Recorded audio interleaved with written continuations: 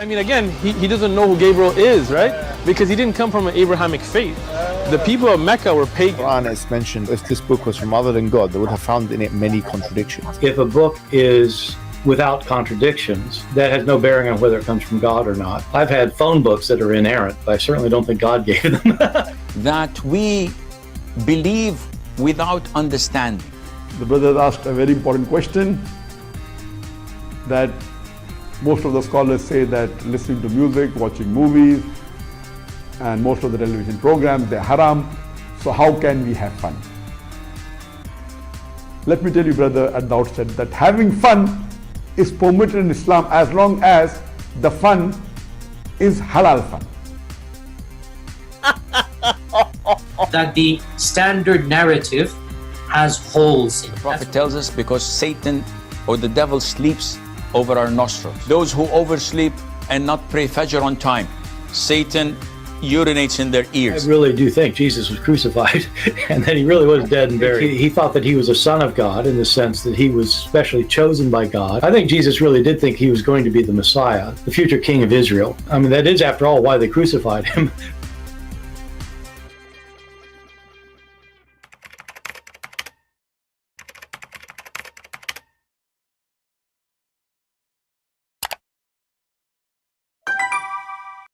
Hello everyone, and peace of Christ to all of you. Please invite your friends.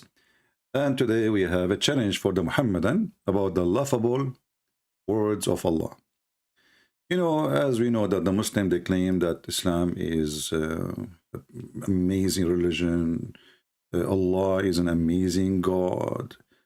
The Quran is a miraculous book. I mean, you name it. Wherever you go, you will find something amazing.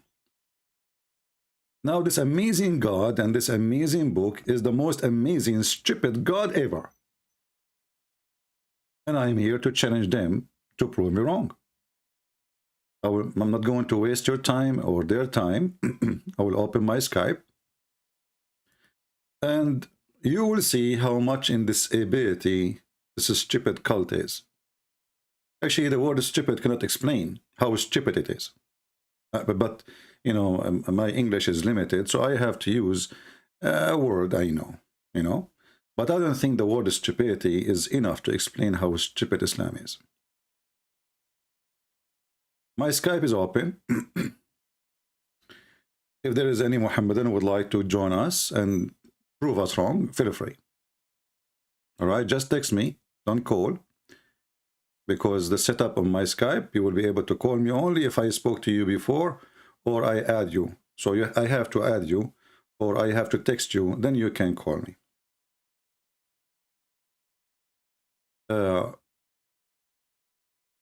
If you search right now in YouTube or in Google or whatever, you know, you will find thousands of articles about how amazing the Quran is.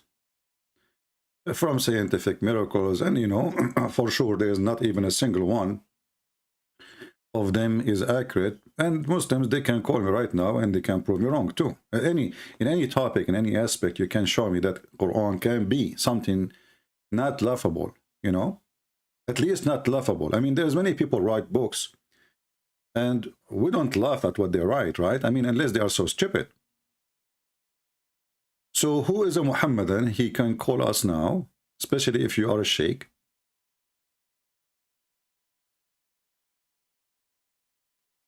With beard.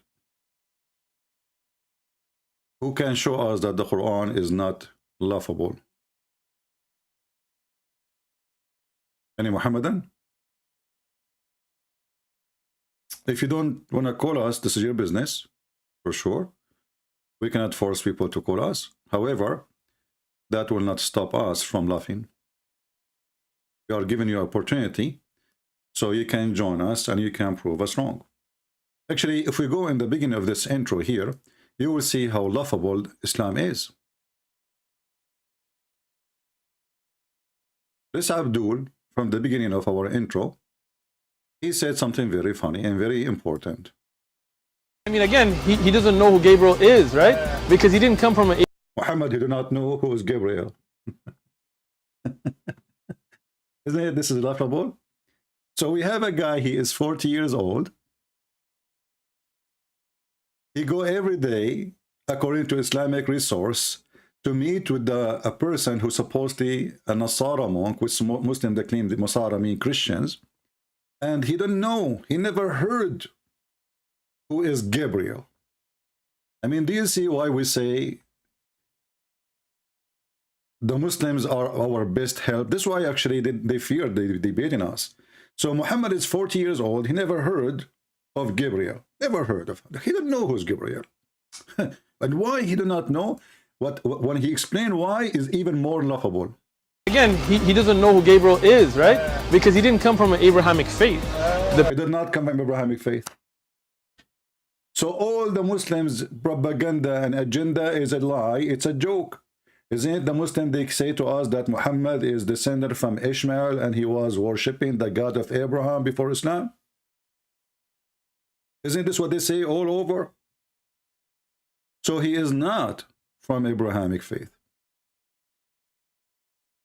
And he is not from Ishmael. And he do not know who is Gabriel. And actually, if you go to the hadith, you will see that the one who told him about Gabriel, it was Waraq ibn Nawfal. When he told him, okay, explain to me what happened. And then he told him that there's a guy came to him in the cave and he squeezed him 3 times and he told him how to read. Right away, Waraq ibn Nawfal, he said to him, oh, this is Masjid Jibreel. You know, imagine, we heard that Mr. Sheikh Uthman, he was in a parking lot and he been squeezed by somebody 3 times. You know, he was rude to somebody in the street. So the guy, he left, you know, obviously he's a violent person. He did spank Uthman and he squeezed him 3 times. And then Uthman, he made a big a noise about it being a victim. And he claimed that he recorded everything, but yet he will never post what he recorded. Obviously, it's shameful. You know, it doesn't serve the propaganda, you know. And he claimed now to be a victim. And for sure, we condemn violence, you know. But this is what happened to Muhammad, supposedly. He was in a parking lot. It's called the Cave of Hira. He'd been squeezed by an angel 3 times, violently, until Muhammad, he can't breathe. Another way, he was spanked by Gabriel. And then Muhammad, he went to his wife crying. But at that time, there's no YouTube to make a video about it. And to use some tomato sauce to claim that he'd been injured. So he went to his wife, and we can go and see the hadith here.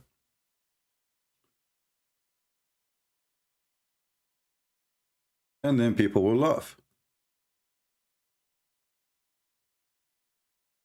This is the story of Muhammad. And this is a story no Muslim can deny. Look how long this story is. Sahih al-Bukhari. So the divine inspiration of Allah Apostle was in a form, in the form of good, righteous, true dreams in his sleep. Did you see what they are saying? The divine inspiration came to Muhammad in his sleep. Okay. I thought Jibreel is the one who delivered it to him. And then he never had a dream, but that come to be true. Remind me of that. All the dreams of Muhammad become true. We can prove that to be false too.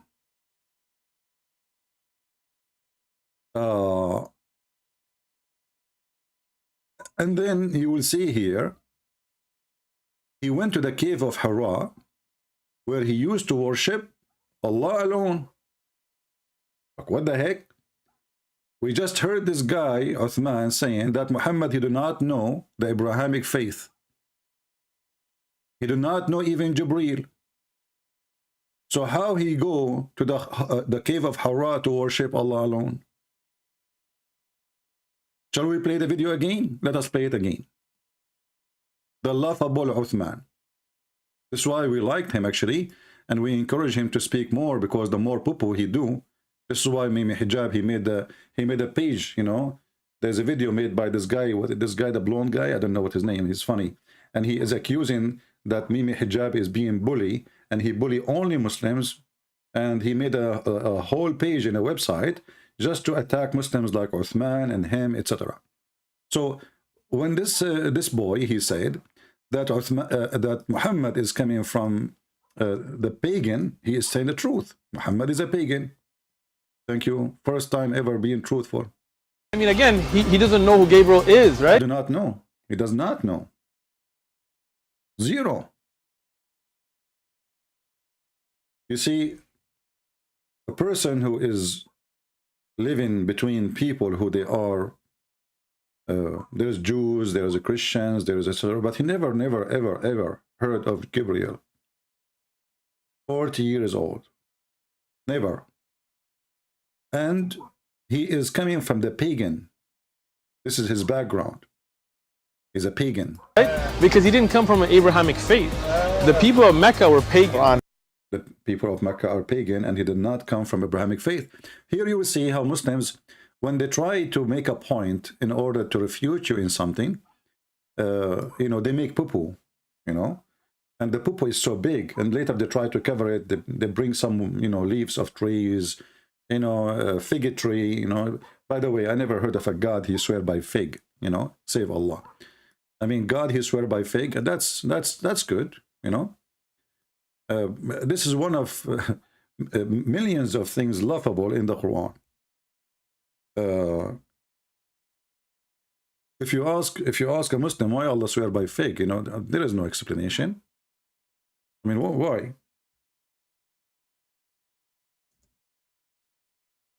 You like fig? I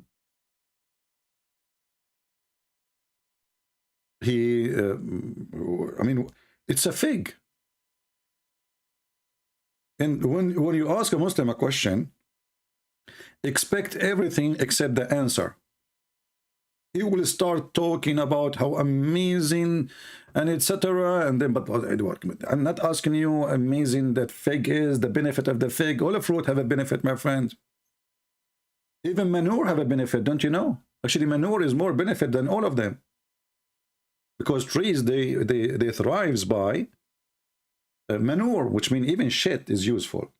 So don't tell me the fig is useful. We know that. But why God he swear by fig? And you know, imagine there's a God, he come to you suddenly, he send you a message, you know, and the message is very important, urgent message. Okay, what is the urgent message?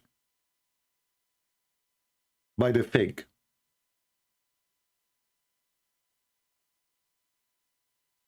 What is that? And what does that have to do with anything? What Allah he proved to us when he swear, when he took an oath by the fig? And Muhammad knows. So Muhammad was, you know, he's in a state of relaxation now, and he received an urgent message from Allah.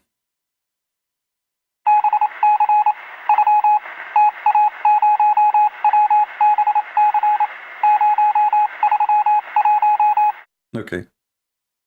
By the fig and the olive and the Mount of Sinai.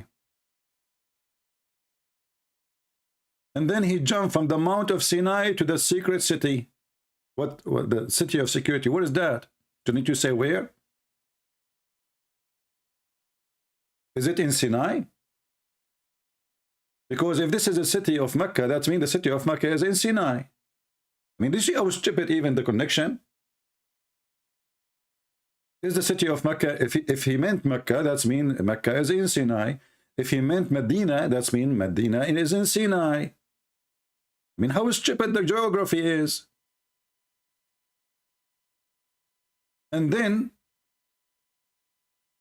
from the fig to the man, we created the man in the best of models. Okay, what the fig have to do with that? And what Sinai have to do with this? I mean, what this God is talking about? And then, after we created him in the best models, then we abase him to be the lowest law. Like, what the heck? So Muhammad was the lowest law? Is this God saying that Muhammad was the lowest law? And anyone understand anything?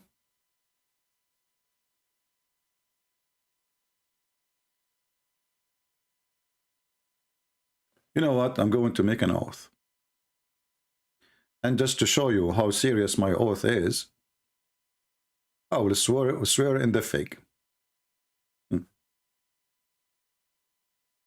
Don't bring a Quran to a Muslim to swear, because if his God himself, he swear by the fig. He did not swear even by the Quran, he swear by the fig.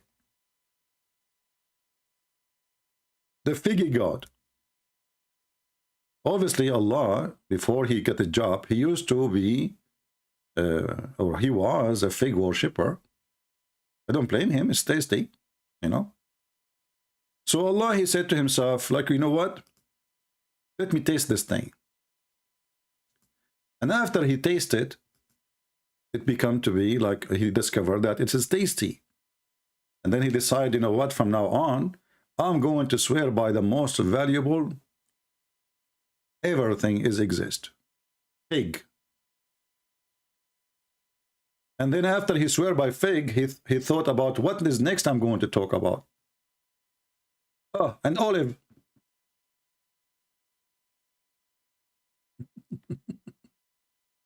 And then we jump to Sinai. And then from Sinai we jump to Mecca. And what is the connection? Nobody knows. What is the connection between the fig and the olive and Sinai and Mecca? And the man. And remember, the author of the book is God. So imagine you write a book and you publish it, and then you say in your book in the first page, by the fig and the olive and the Mount of Sinai. We meet the man in the perfect shape, and then we lower him to the lowest place. What the heck is that? I mean, there is no story, there's no topic, there's no value, and there's no statement is made yet. And here we go, I challenge the Muslims, and by the way, you can open the interpretation, you will die laughing about the Muslim trying to give interpretation for this. Shall we try? Hey Muslim, shall we try, or you want to call us? Chapter 95, the chapter of the fig. I mean, have you ever heard of a book of a religion have the chapter of the fig? I mean, even the Hindus did not come with this. Like, you know, the Sadhguru, he is a vegetarian. He might make a book that says the benefit of the fig, but he will not say that fig is God, or God swear by fig, because when you swear by, you know, a fig, that's mean your God is fig. So let us go, maybe the interpretation is more successful to understand, because we are limited in intelligence, not like the scholars of the Muhammadan who've been squeezed 3 times. Chapter 95, let us go there. And as you know, this is the official government website of the Kingdom of Jordan. By the fig. Interpretation. By the fig and the olive, that is 2 edible fruit. Look at the interpretation, brother. Brother, listen carefully. You might not understand the Quran, but we'll make it clear for you. Now, this is the interpretation. The fig and the olive are 2 edible food. Or those, don't it? The name of 2 mountains in Syria. I mean, look at this. They are not even sure if it's a food or the name of mountains. What the heck? In the same line, it is eatable food, or properly, it's the name of 2 mountains in Syria, on which those 2 food grow.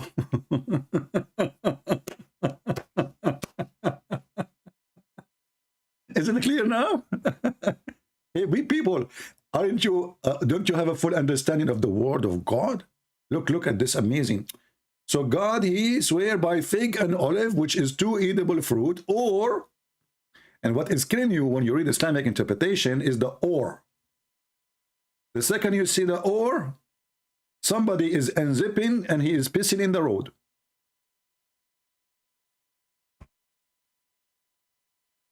Do we have any? Abdul can explain to us the verse? Very simple verse, as you see.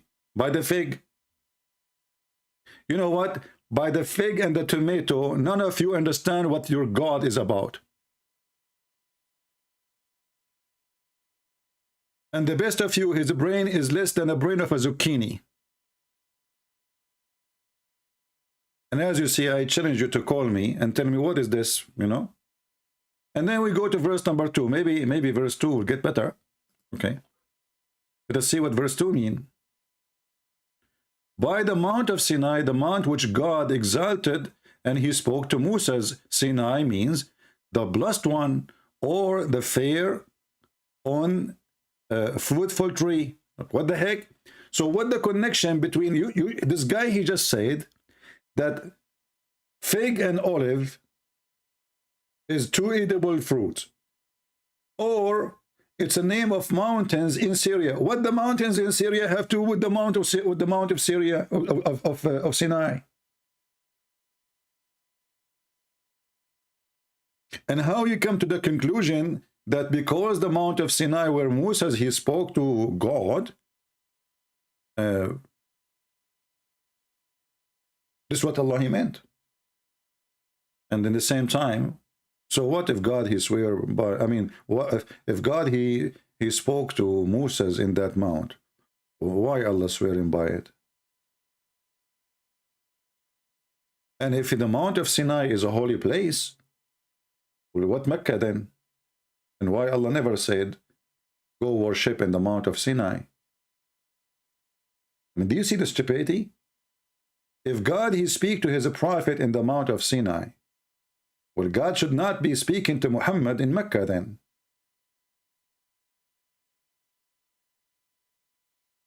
This is the chapter of the fig, my friend. Easy to remember. The fig chapter. Verse number 3. And this secure land, okay, what two mountains in Syria have to do with the Mount of Sinai, have to do with Mecca? What is the connection? Nothing.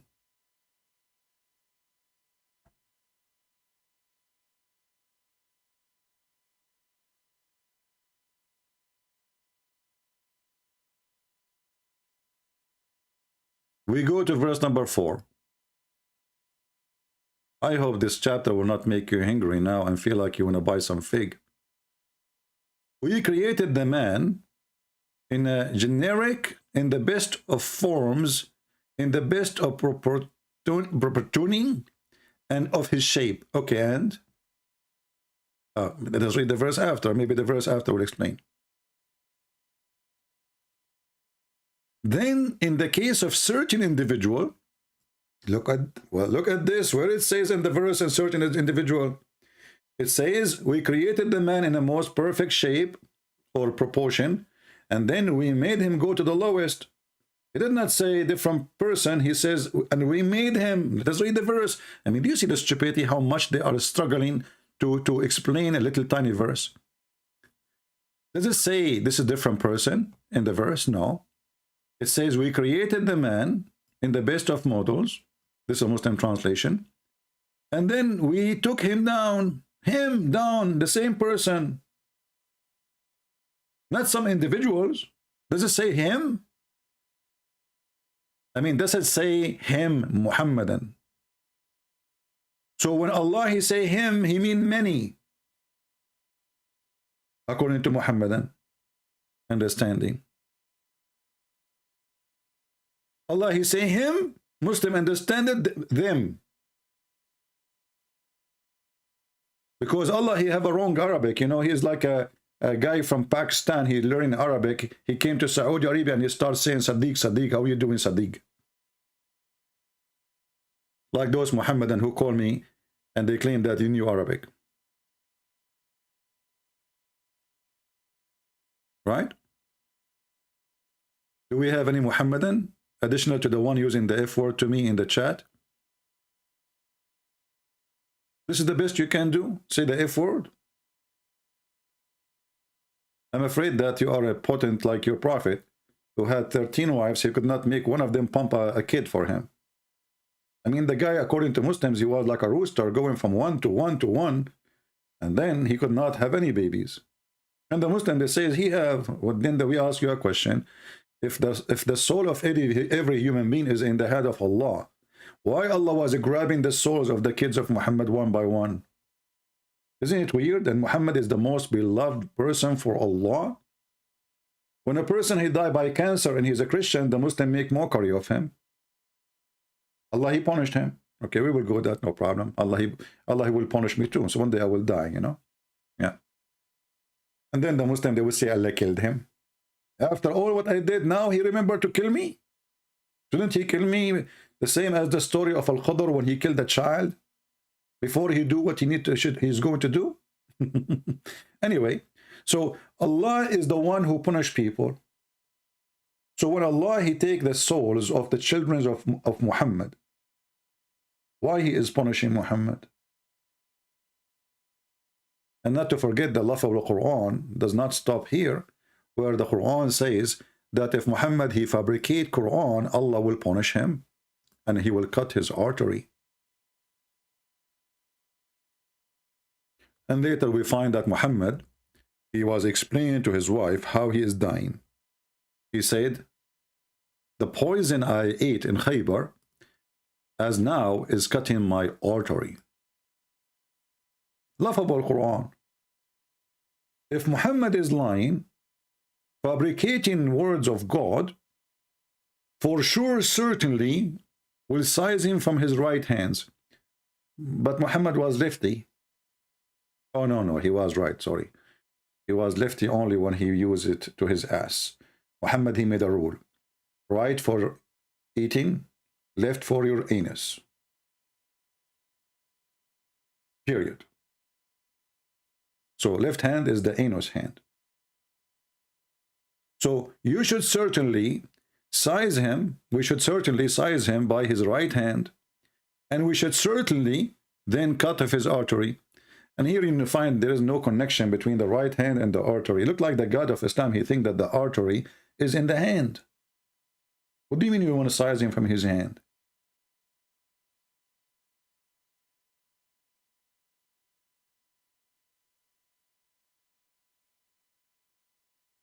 Huh? Why you want to size him from his hand in order to cut his artery?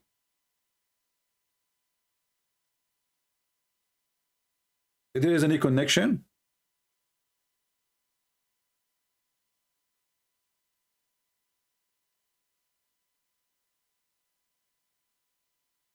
And then we find the hadith saying that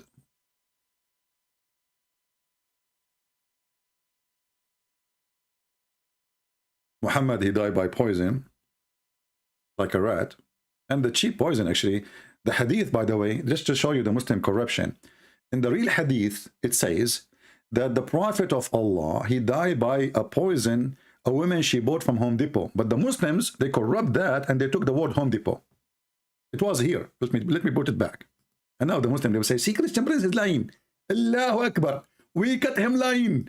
Takbir, takbir. He said Home Depot. And there is no Home Depot in the hadith. Okay, Muslim, hold on. It's not Home Depot, I agree. It was Walmart.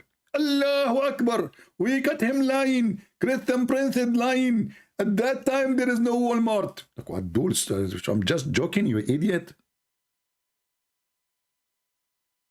You read in the comment, the smart Abdul saying, Christian Prince, really, he's not talking to Zakir Naik. This is not really Zakir Naik, Christian Prince. Those people who said to you, I'm not Zakir Naik. I say to them, I'm true Zakir Naik. And I can show you my fingerprint. Zakir Naik, there is no need for fingerprint. The spitting you are doing always is more than enough. Do you believe it or not? I have a lot of grass growing in my backyard just because of your spit. You're a spitting machine, Christian Prince. So respect. First of all, Allah created me like the way. Secondly, I spit as I was. It's a free land. Yeah, you believe in democracy now? Yes, we believe in democracy with spitting.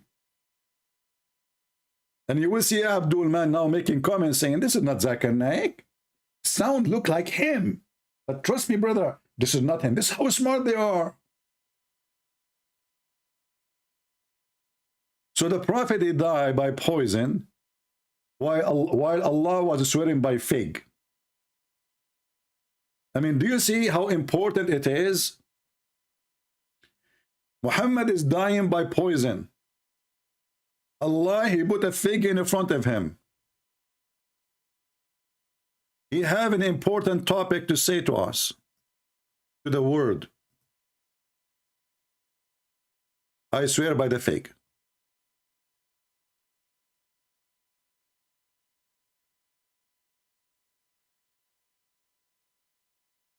Do we have any Muhammadan? He can bring us his fig with him and call us? Shouldn't Allah, Prophet, he be busy with something more? And what is this? By the fig? And why he don't explain why he is, what does that mean exactly? Why does God, he cannot make a full sentence, can tell us something useful?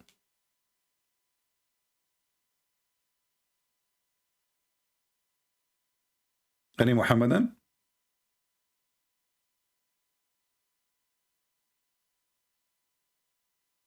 Zero Muhammadan until now texting us, so we can call. Zero. Do you see how strong their faith is?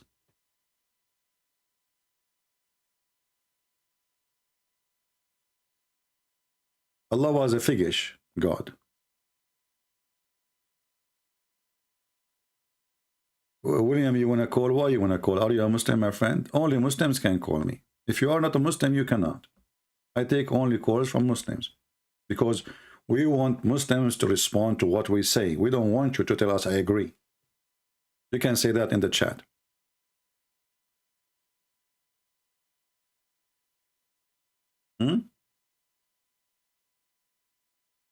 Look what this Muhammadan he is saying to us in the chat.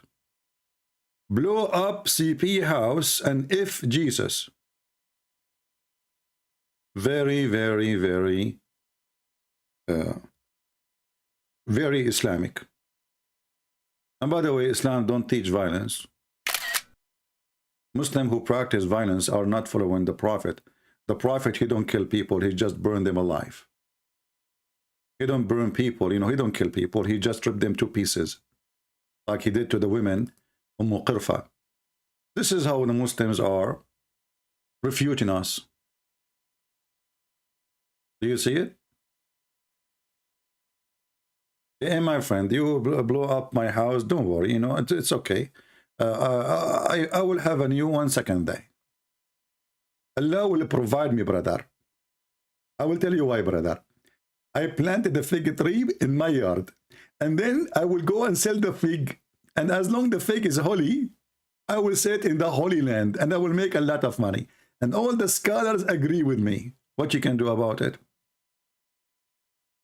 Coward. And look at those, they are making living and business from this, look at those genius. Can you find me one of them, he understand even what he is talking about?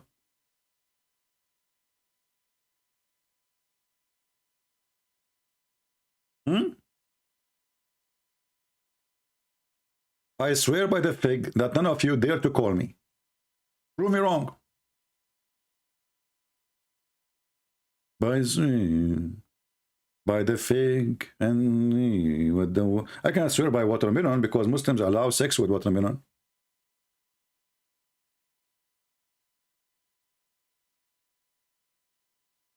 I am a Muslim. Oh, okay, let us see this guy.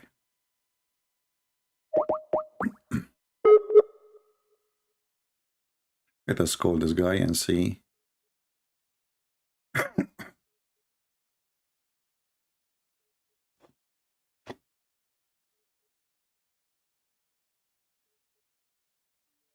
We are calling him. Don't call me, Abdul. Don't call me. I will call you. I will call you. If you call me, it doesn't work. I have to call you. All right? Just text me and I will call you. All right. Hello? Yes, my friend, you are live on air. You are a Muslim? Yeah. Can you confirm that? Can you say the Shahada? Yeah, La ilaha illallah Muhammadan Rasulullah. What does that mean? There's no God but Allah and Muhammad is the last messenger. But you just said there's no God. Yeah, but Allah. Okay. Have you ever heard of somebody saying there's no fig but fig? There's no fake but fake? No, there's no fig but fig. What do you mean? Well, either there's fig or there's no fig. You just told me there's no fig but fig. Do we have fig or there's no fig?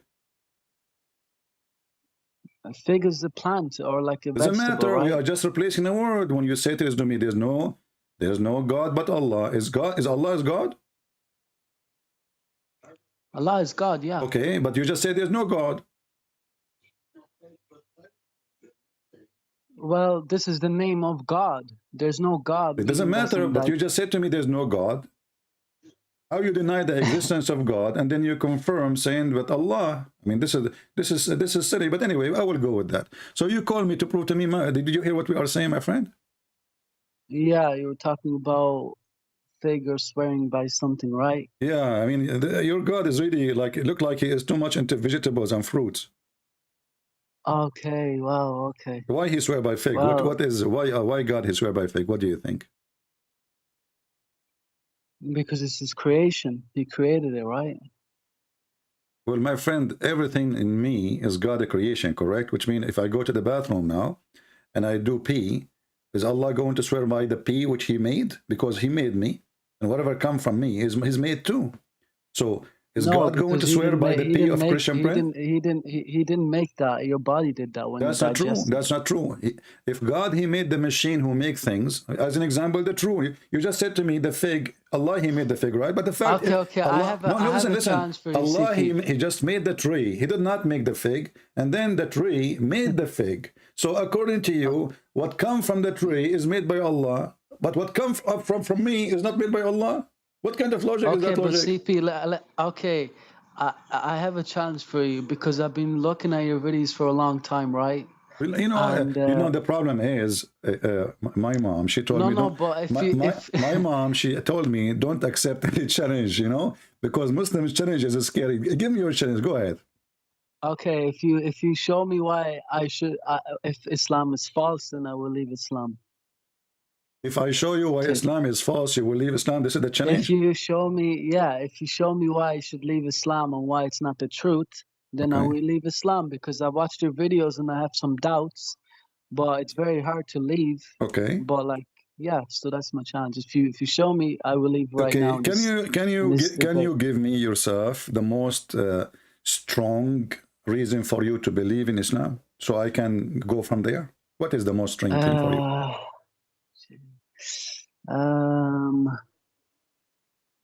I believe in like the miracles that Muslims say. Like and what? this, Like the fig? like no, not the fake. Huh. Probably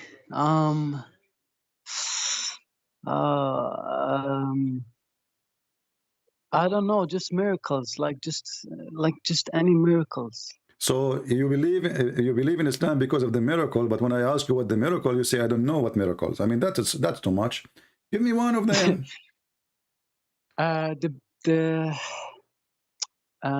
The bee one, the way the honey makes the bees make the honey. The bee, thank you. You see, remember what I told you, that Allah, he swear by my pea. Now Allah will swear by the bee and he will swear by the honey. Look at this. You just mentioned to me the bee honey, right? But according to the Quran, according to the city Allah, the honey of the bees is their poo-poo. No. Okay, you want to see? Yeah. All right.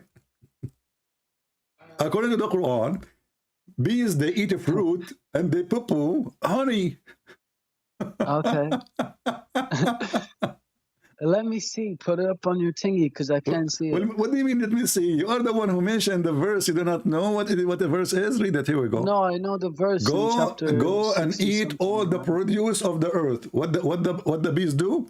They go and eat all the produce of the earth. But by the way, it says fruits, not produce. If you change the translation, this guy is an idiot. It doesn't say produce really. It says a fruit, thimar. So if you go to different translator, let's see. I think the bees they went to eat the fig. So then eat the fruit and follow the ways of your Lord made easy for you. Allah, He made easy the way for them. But as I know that bees, they fly, they don't go on roads. But anyway, let's go. There come forth from their belly a drink. So according to the stupid Allah, the bees, they eat pig and they piss honey. No, but doesn't the nectar get collected in the bees? This is not what it says. This is not what it says. You see, my friend, when you say the nectar is not the food they eat yet. It is something they store, correct? Yeah, in the belly. But Allah saying, no, Allah saying you eat from the fruit. You eat from the fruits. You eat from the fruit, and then after you eat from the fruit, honey will come from your belly. Okay. How is that happening? Well, Muslims said that the way I read articles, and the Muslim sheikh up in the mosque explained to me that this is the way that they store the nectar, and this is where the honey comes from. My friend, can't Allah say, go and collect the nectars? I mean, Arabic is very simple. Allah, I know. If Allah want to make a miracle, He can say, okay, bee, let me, I get a bee here. Hey, bee, what do you do for a living? Okay. I translate for you now. I collect nectar, and I put it in my mouth. All right. And I put it in a tube inside my mouth, and then I take it to the hive, which means the bee which collect the nectar is not the same one who make it honey. Do you agree? Yeah. But the Quran says the opposite. Okay, fine. What do you mean, okay, fine, my friend? You made a challenge for me.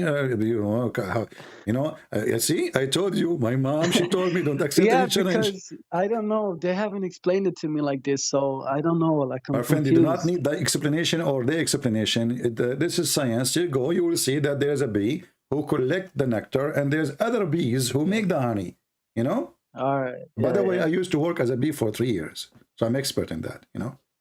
Yeah. Really? Yeah, I was like, I've been given the rank to be like, do you know Mr. Bean? Yeah. He was with me. This is why they call him Mr. Bean, because he was Mr. B. Wow. Yeah, that's true cool. story. Sahih al-Bukhari, brother. Wow, dude, you're crazy. Okay. I am the crazy, or God is the crazy. What the heck with this guy? This is a God explaining to us how according to the stupid God, the bees, they eat fruit and they poo honey, and this is why we are eating the poo of the bees. So bee does not come from, so honey does not come from the belly. It's the nectar, right?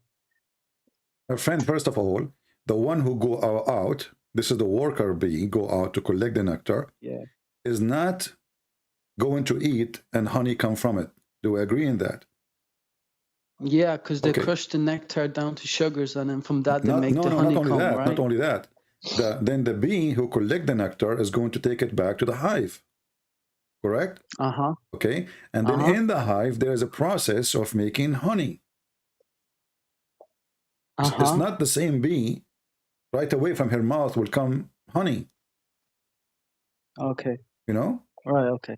And I am not a scientist, either like by the way, I'm very well educated in this, not because I was like, working in the bee field for 3 years. I used to work as a postman for the bees hive. I delivered them all the messages. So they tell me, I know all the secrets. Okay, CP, I read your book, and it said in the book that the Muslims have 5 obligations to complete, but you said there's a 6th one, which is jihad. That Muhammad was commanded to fight against non-Muslims until they said there's no God but Allah. Yeah. But how, if this is the case, how come like I'm not told about it as a Muslim to do this? Okay, what is the best way to go to heaven? The best way? Yeah. I think in the Quran, I saw your video. You said that to fight or something, right? Jihad. Or to fight or be jihad, killed or kill or something. to jihad. This is the most beloved act by Allah. So how the Muslim Can you show me? It's all over. Let us go. Okay, no problem. There's somebody is trying. You see, when a Muslim he call right away, the other Muslim they try to call, but not to talk to me. They try to call to drop the call. You know. Yeah. You know they don't want to talk right away. They if you drop your call now, they will stop calling. Okay. Okay. If you go in the Quran, you will see in the Quran as an example in the chapter of the spider. Right. By the way, your God is like a zoo God. You know, I don't know. He have everything. He have elephant, zoo. You know, I mean, a cow. Okay. What the heck is that? Okay, so if you go here, it says, let us see this verse. Chapter 29, verse number 69. It says, as for those who strive, this is the word jihad, fast translation, do jihad, hard in us or cause, we will surely guide them to our path. Right, okay. Okay, so the confirmation of the right path, if you do jihad. This is a promise. But what does it mean by the right path? Is that heaven? Which means to go to heaven. Okay. You know, yeah. And then the Quran says in chapter of Ali Imran, don't think that those who die or killed for the sake of Allah, they are dead, but they are living. So this is not a promise for anyone except those who do jihad. You as a Muslim, you die, that's it, you are dead. But if you do jihad, you don't die, you will be alive, but in different place, supposedly. So here we go, chapter 3, verse number 169, saying that. You think that they are dead, but in fact they are alive. This is a promise never been given to anyone. So which means all the other 5 the Muslims they give us are false. This is the most important one. Because other ones, they don't give you life even when you die. You have life after, yes. Those are alive. You know, even they are killed. You think they are killed. You think they are dead. But did Muhammad ever kill anybody? Well, Muhammad, he's a coward. You know, he's a guy who shout at people in the parking lot. That's not nice. And when people they fight with him, you know, he cry. Yeah, Muhammad, he don't kill really. Muhammad, he hide behind. He ordered his men to go and kill, but he was, as I know, he was like a choppy guy. He do not know. He is not fast and moving. He hardly can climb a donkey. So how he can fight, you know? Right. Okay. Yeah. And you know the Quran says. But did he ever? Let me ask you: is those who do jihad is equal to those who don't do jihad in Islam? Equal? I'm not sure. Will the Quran confirm that those who do jihad are not equal to those who don't? So where does it say that? Well, in the Quran too. So when somebody says to you, "Oh, Christian Prince is adding number 6," and he believes this is the most important one, well, I have the proof. Not equal are those of believers who sit at home, you know, to the one who do jihad. Okay. This is okay. Yeah, I'm showing. I'm showing you the verses in front of your eyes. It's just very slow. The thingy. It's just. Yeah, this is a chapter 4, verse number 95. Okay, 495. Okay. So those who go kill are not equal to those who don't do kill. So now, if you don't go and join jihad with Putin, you know, mashallah, you know, Qadarov, he decided to do jihad with Putin to be his puppy because Putin became Allah and Qadarov is worshipping Putin. So you do jihad, you are not equal to anyone. You are not equal to the Muslim who stay home. So why the Muslim they don't add it? It shouldn't be number 6. It should be number 1. Okay, but Muhammad, like in the Quran, it says like to not fight against non-Muslims because unless those who this is abrogated. This is abrogated. It says I heard Ali Dawah say it in Speaker's Corner. He said that if do not fight against those only if they remove you from their homes or something like that, or kick you out of their homes. There's a verse in the Quran that says that. Is that the guy who wear a jacket from the circus and his wife, she gave him a grape?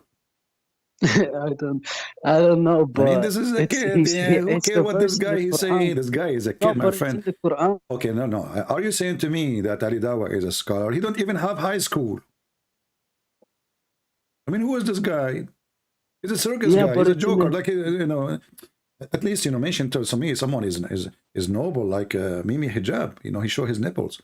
My friend, there's a chapter in the Quran. It's called the chapter of Bara'a. Bara'a, which is a tawbah. Bara'a, okay. Muhammad, he made it clear that he washed his hand from all the agreement. So those are previous agreement. Don't fight those who don't fight you. Don't kick them unless they kick you. Don't. But this is when Muhammad was weak.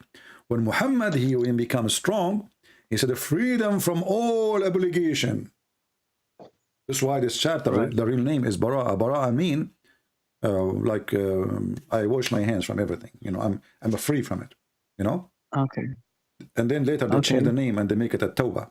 So Muhammad, he made a treaty, and he have no obligation no more to follow the treaty. Go for the coming 4 months and see killing as much as you want. You know. And you know when, and the funny is the reason the Quran is confusing. When you read verse number 1, then verse number 2, verse number 3, you think they are coming in order. Right. This is where the confusion coming from. But the fact that verse number 1 is the last one in the chapter, not the first one. Yeah, but my question was, I think I said it before. I know there's a lot of things in the Quran that says kill the kuffar and the pagans or whatever. My friend, just to show you, but these things are from wars, though, right? This is the same chapter 9, verse number 7. How can there be a treaty with Allah and His Messenger for the idolaters? As a friendly way. No, how you can have a treaty with them? You cannot have a treaty with them. You cannot. Why? Because simply Muhammad, you see, Muhammad is a deceiver. They went to Putin. They told him, "Are you going to attack Ukraine?" He said, "He swear by Allah 1,000 times." Then but Putin is not a Muslim. He's a Christian. No, he is a Muslim because he do the act of Islam, my friend. He's a criminal. He's acting the act of Islam. Yes. So listen carefully here. When Muhammad, he sent a letter to the king of the Roman, convert to Islam or die. Did he? Where did he say that? I heard you say that before. Where did he? I never saw any reference. Can you just show me that so I can be? Do you watch my? Do you always watch my videos or only read my book? I watch your videos time to time, and I have some doubts about Islam, so that's why I wanted to call you, because like what they tell me is different from what you're showing me, and it's just messing with my mind a bit. This is the hadith. Allah, false messenger, he sent a letter to the king of the Roman, and he said to him, "Aslim taslam," a threat. You know, this guy never fought him. He never sent an army. The Roman never invade Mecca. They never occupy any territory, and they I can't see it. And they have no interest. Well, this is Sahih Muslim. Sorry, this is here. This is Adab al-Mufrad, hadith number 1109. But you can find it in Sahih Muslim too. How many battles did Muhammad have in his life? My friend, Muhammad, he had 0 battles. He had 0. He had 0 because he never fought. He sent. But I thought he went and attacked or something like that. When they say Muhammad attack, it's not Muhammad. And Muhammad is a coward. He don't dare to attack anyone. He never. Okay, attacked. well, how many did his tribe? There's only one time where Muhammad was in the back and somebody threw a rock, and he broke his 4 teeth. That's why when he speak like Zakir Naik. He spit all over. You know. Okay. Yeah. I don't know if it said teeth, though. I thought it said the face. I'm not joking, my friend. The hadith says... I thought it said the face. I know, but it said face, not teeth, though. It said his face was dripping in blood. Okay, what they broke? I don't know, something else. It's not his... but how do you know it's teeth, though? Okay, well, what is Ruba'iyya? Ruba'iyya, I do not have a clue. Okay, let us see what the hadith says. Okay. Can you show me? Before you go there, just show me where you threatened the Christians. This is your fatwa. This is your fatwa here. a Muslim saying, well, you know, somebody said,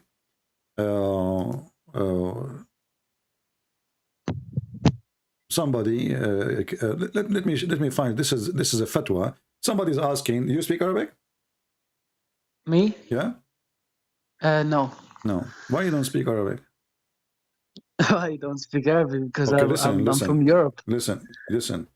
I'm going to ask Harut and Marut, you know? Uh-huh. I will say some black magic words and you repeat after me. And right away you will start speaking Arabic. Okay. Say, let me open first the chapter of Harut and Marut. But you are joking? You think I'm joking? This is my friend. We do this for a living, my friend. We are here doing black magic. You know, I have customers coming from around the world. Listen to me. I'm you know, this is not this is true. So listen. Here, but Allah, I don't know. How does black magic exist in the 21st century? Show respect, please. Chapter 2, verse 102. Okay. They followed the evil ones, gave out falsely against the power of Solomon. You know the power of Solomon? He can sleep with 99 women non-stop, Yeah, okay. you know. Yeah, he's like, you know, not so strong because I don't know why he could not finish 100. That was Shaitan came in the image of him, right? But look, and then, but the evil ones teaching man magic. Who? The evil one. But who teach the evil ones magic? Such a thing came down in the Babylon to the angel of the Babylon, the angels Harut and Marut. But neither of those taught anyone such a thing without saying, disclaimer, we are here for a trial. So don't do blasphemy. And they learned from them the means to sow discord between the man and the wife. Are you married? No, I'm not married, no. Okay, you know what? Thank God, because I don't want to. No, listen, I want you to get married because I want to show you my power now. I learned from Harut and Marut how I can make you fight with your wife and get divorced. What do you think? What verse and chapter is this, by the way? This is the chapter of the cow, you know? The chapter Yeah, of but what surah? The chapter of the cow. Surah, you know, surah is a chapter. Yeah, but what number? Surah what? What Like verse you mean? 6, One verse, 7? huh? Yeah. Okay, 102. 102. What's the cow? 102. Okay, I'll search up the cow. No problem. Yeah. By the way, do you know why your God he called this chapter the cow chapter? No. No. No. Think again. Why you call this the chapter of the cow? I don't know. According to Allah, and this is the laughable book of God, a man he killed somebody. He's a Jewish guy, you know. Right. They were fighting over a credit card, obviously.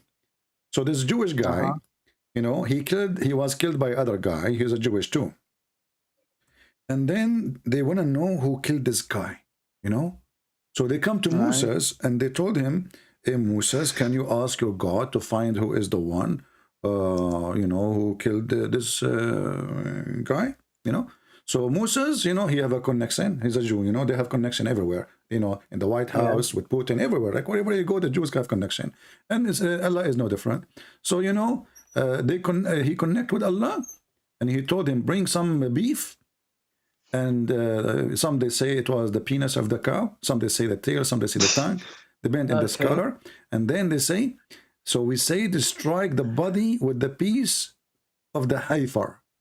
You know, heifer is like a kind of cow. They do heifering thing, you know. So, and this is how Allah, he raised people from death. Right. What do you mean, right? Okay. What do you think about this? Well, I mean, I understand what you said, but I'm kind of confused. How did he raise them up from dead by the piss of the cow? Not the piss, by beating him, by beating the guy. The guy is dead. He was killed by a dagger, you know. The guy, you know, he told him, give me your wallet. The guy did not give him the wallet. Give me your credit card. He did not give him a credit card. The guy, he put a dagger in his, you know, in his pocket. You know, this is, you know, this because this guy is a Jew, you know, he, you know, and so he killed him. And then the Moses, you know, Moshe, he told Allah how we can get this guy to tell us how it happened. Allah, he told him get some beef, you know. So Moses, he went all the way to India. He asked the Hindus permission to kill a cow. The Hindus refused. They said to him, we will go in war with you if you do that, because cow is very dear for us. So Moshe, this is why Moshe, by the way, he used to be Indian, but he left because he cannot do it there. So he moved to a land there's no Hindus, and then he killed the cow and he beat the guy, and then the guy he come like like he stand up, like he just his head, like his half body. He sit down, and he told him, the guy who killed me, his name is Jack Shalom, and he died again. Wow. Okay. Yeah. That's wow. Okay. But no, seriously, Sleepy, can you actually? Because I just like show me something else that will like give me more doubts. Because I'm still like. But listen. This cow Allah, He thing is raised not gonna people. help The verse says, if you open it, it says, and this is how Allah, He raised people from death. How? By beating them by beef. Okay. I want you to help me here. Why God, He raised people by beating them by beef? Why God raised people by death by beating them with beef? I don't know, because that's just something He does. I don't know. I think this is the power of beef.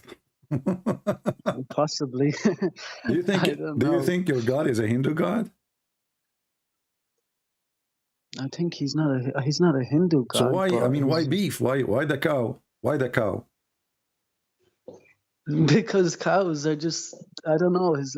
He used a cow. I don't know why. Why not a turkey like Erdogan?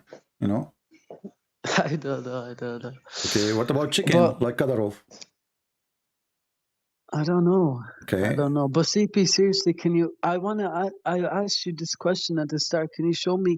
Because I asked a Muslim, my friend in Saudi Arabia. He's a friend of me. He plays with me on games and stuff. And I said to him, I asked him questions. Did Muhammad is it true that Muhammad ever killed people or whatever, or killed somebody at least? And he said, no, he never did any such thing. So is that true or is that false? Because I'm just confused. There is a story, see, as I said, Muhammad is a coward. He don't go for war, but he order killing. As an example, did you hear the story of Qurfa? No, I haven't. Qurfa, she was a very well-respected woman, and she refused to accept Muhammad as a prophet. Right. And the Muslim report that Muhammad, he ordered this woman to be tied up between two camels. Between two camels. Okay. And he ordered the camels to run in two different directions. Why did he do? For what reason? He cut her to pieces alive. Yeah, but why? Because she refused him. She refused him as a prophet. Muhammad, he waged war. Or a slave? Muhammad, no, she is a free woman. She is very well respected. Actually, she used to stop war. This is how much the Arab respect her. If she put her scarf between the two armies, this is what she did according to Muslims once. She put her scarf between two armies, and she said, the one who passed my scarf first is the one who disrespect me. So both army went home, because nobody dared to disrespect. But this is how respected she is. So Muhammad, because this woman, she refused to accept him as a prophet, he killed her by ripping her two parts, and then he took her daughter to be a sex slave. And let me show you some reference. Wow. Okay. I never knew that. Thanks for telling me that. Yeah, let us see. I don't say things without giving proof. So let me give you a reference.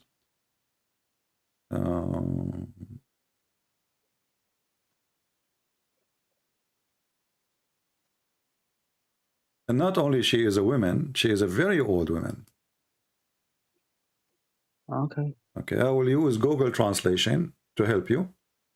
Yeah. And I will post the link. Actually, I believe there is a book translated in English for this, but I don't know where the link it is for it. The book name الطبقات الكبرى, Muhammad ibn Sa'd, volume number 2, page number 90. And I'm going to use Google Translation.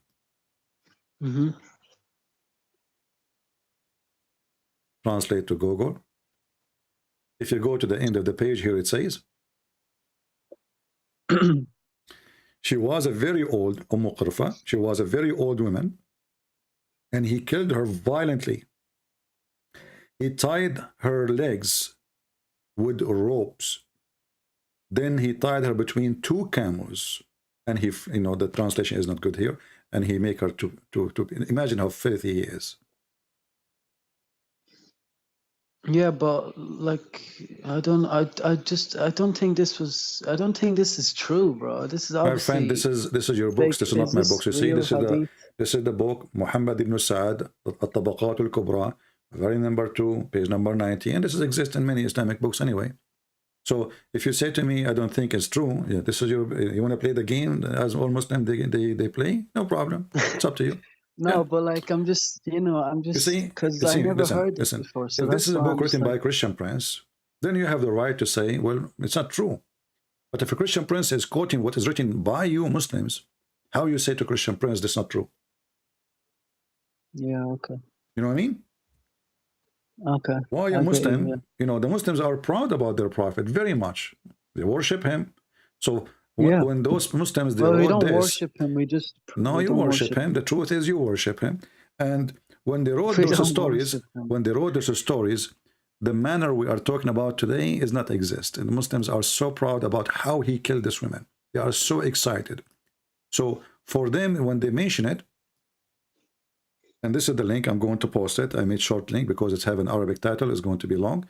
I just posted the link for the reference, guys. So save it. So later don't ask me for the reference about how Muhammad, he raped a woman, very old women. Very. How old was she? According to my understanding, more than 86 something.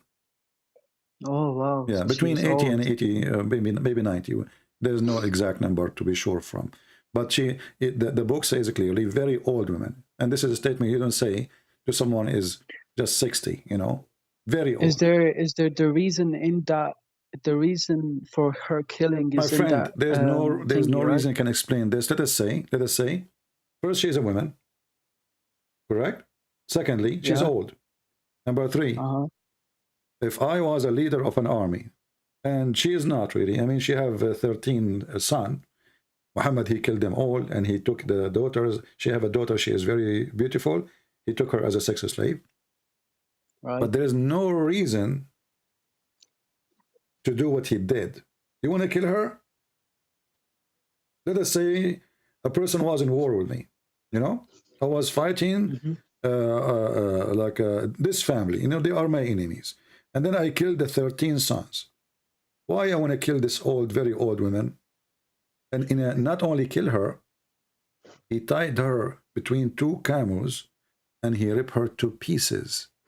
This is not killing no more. This is torture. He's evil. Okay. The same Muhammad he did. There's a story about supposedly. Babe, can I want that post that you linked, is that Shia website? Yeah, but this is the book is a Sunni book. But what if This is library. This is library. Imams but if I show some Sunni, they will say, "Oh, this is Shia," and so. My friend, does it really matter even if it's Shia book or Sunni book? Do the Shia? Sunnis say that the Shias lie. My friend, okay. What about the Sunni? But this is a Shia library. They have all books. They have al-Bukhari. Is al-Bukhari book of Shia? No. They have Muslim. They have all books. But Shias don't take Sahih al-Bukhari or Sahih Muslim. This is library, my friend. This is library. Okay, library. Okay. This is library. It's not about Shia. It's not about Sunni. It's not about This is library. They have books. They have thousands and thousands of books. Okay. Okay. Okay. Yeah. Okay. Yeah. And the story about your prophet, putting nails in the eyes of those shepherds who supposedly they killed the shepherd and run away, or people who left Islam. Wait. They killed who? There's a bunch of guys. They came to Muhammad. They brought their animals and they convert to Islam. Muhammad, he told them to put their animals there. Then they decide to run away. Obviously, they did not. They found that Muhammad is a fraud. According to the Muslim stories. Okay. But can you show me what he put nails in their eyes? It's in front of you. Okay, wait, it's loading.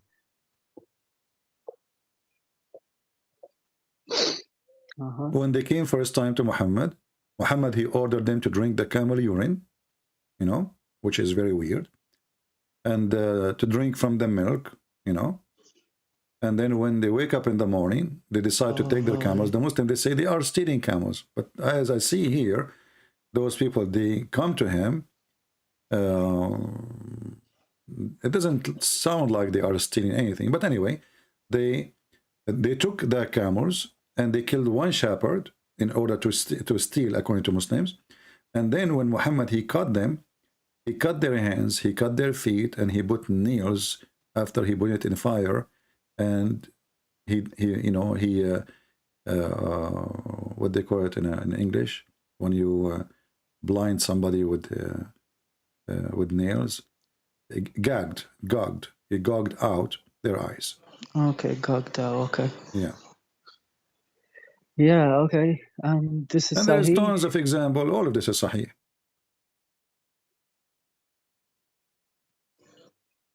Well, how come nobody tells me the history of Muhammad? They keep saying, like, I went on YouTube to search his documentary of his life, and these sheikhs and imams are telling me his life, and everything's just, he's a peaceful man. I don't even understand how this is.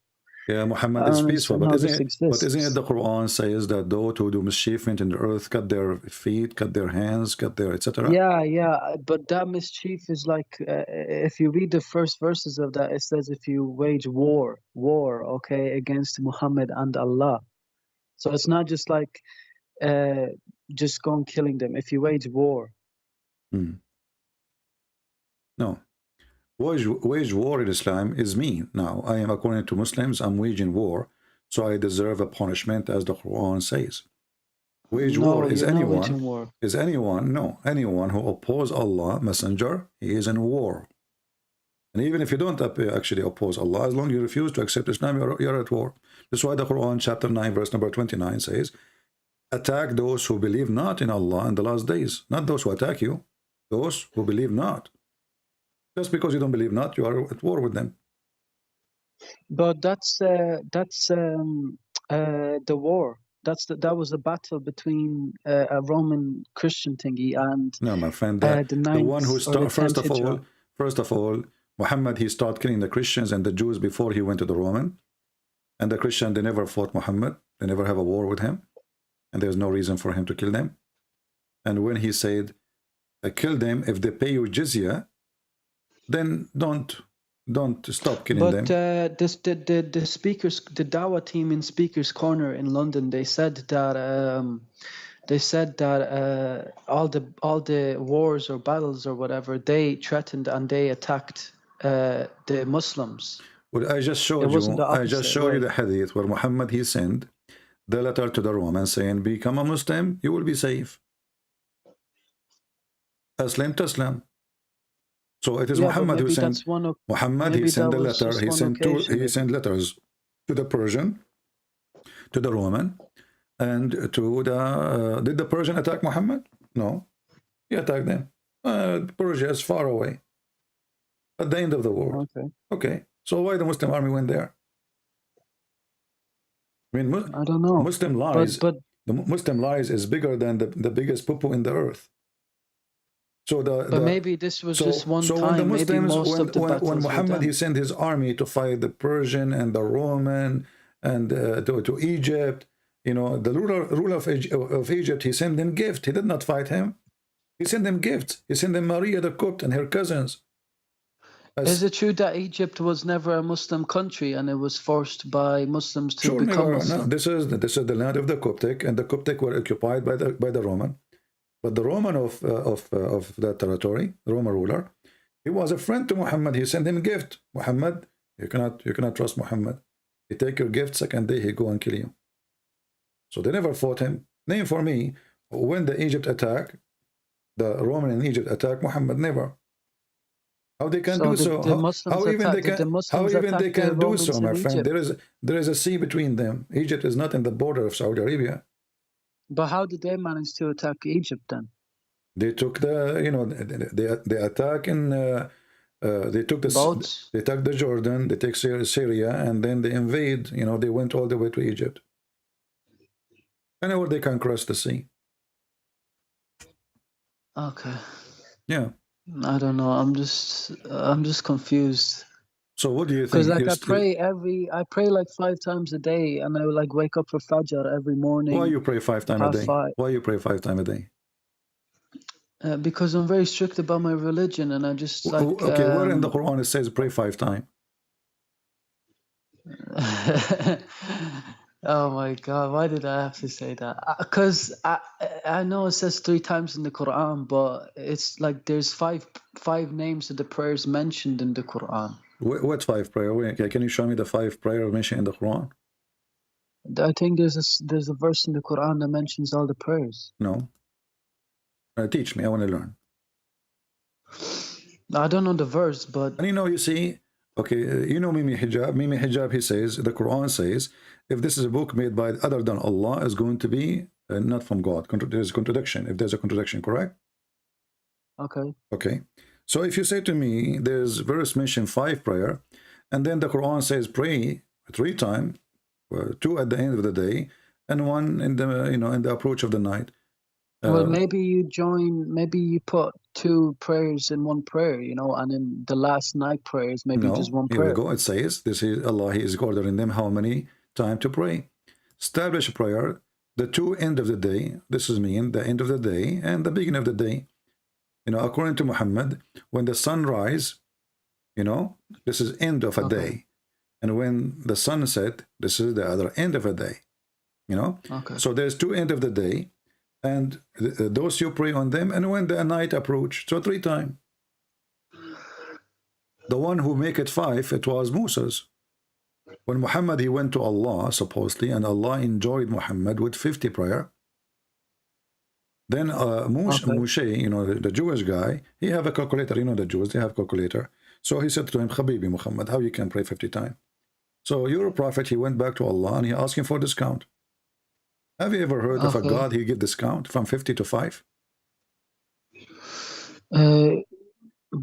Well, it's just how God does. I mean, in the Bible, God changes his mind a lot about different things too, right? No. Yes, when Moses came to ask Jesus about to not kill or punish some type of people, and then God said, "Don't kill them" or something. Okay, but this did not change his mind. This did not change his mind. Well, it was his order was first to kill them, and then Moses asked Jesus to not kill them. This is what asked Jesus. What are you talking about? Listen.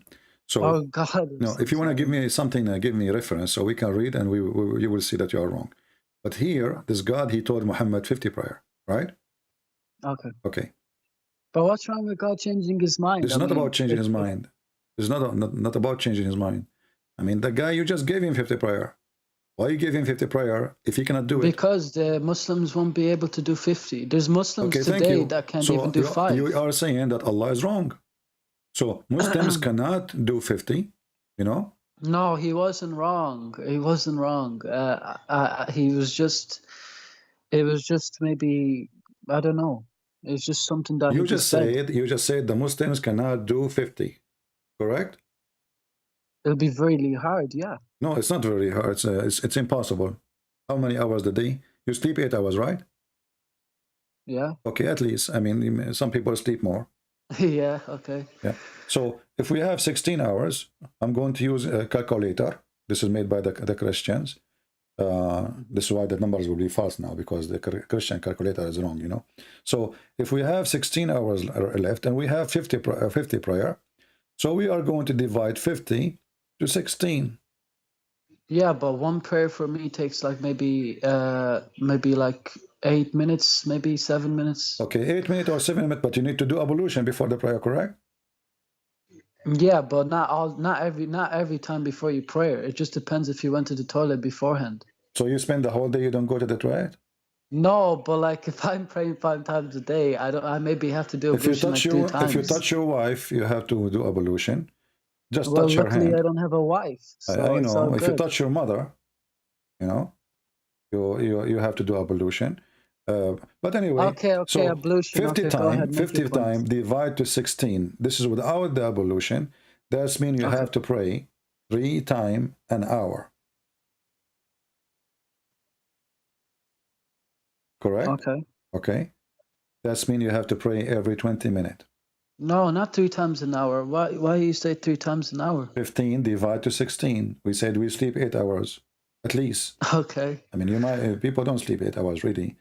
I mean, if you are Well, I know I sleep about 9.5. yeah, I sleep 24 hours. You know, I'm talking to you now, sleeping, by the way. Yeah. I'm a sleeping, talking person. Jibreel, you know, he's talking to you now. So, so this is impossible. And even the hadith says that, you know, the Musa's, he told Muhammad, well, your people cannot do that, right? And obviously Muhammad, he is convinced, my people cannot do that. So Musa's, he told him, go back to Allah and ask him to lower it. So from 50 to 5. Why Allah don't give him 5 from the beginning? I mean, what? And how Musa is there, by the way? Isn't Musa is dead? Oh, his spirit is there. Huh? No, his spirit is there. No, he did not see spirit. He see spirit. His spirit is there.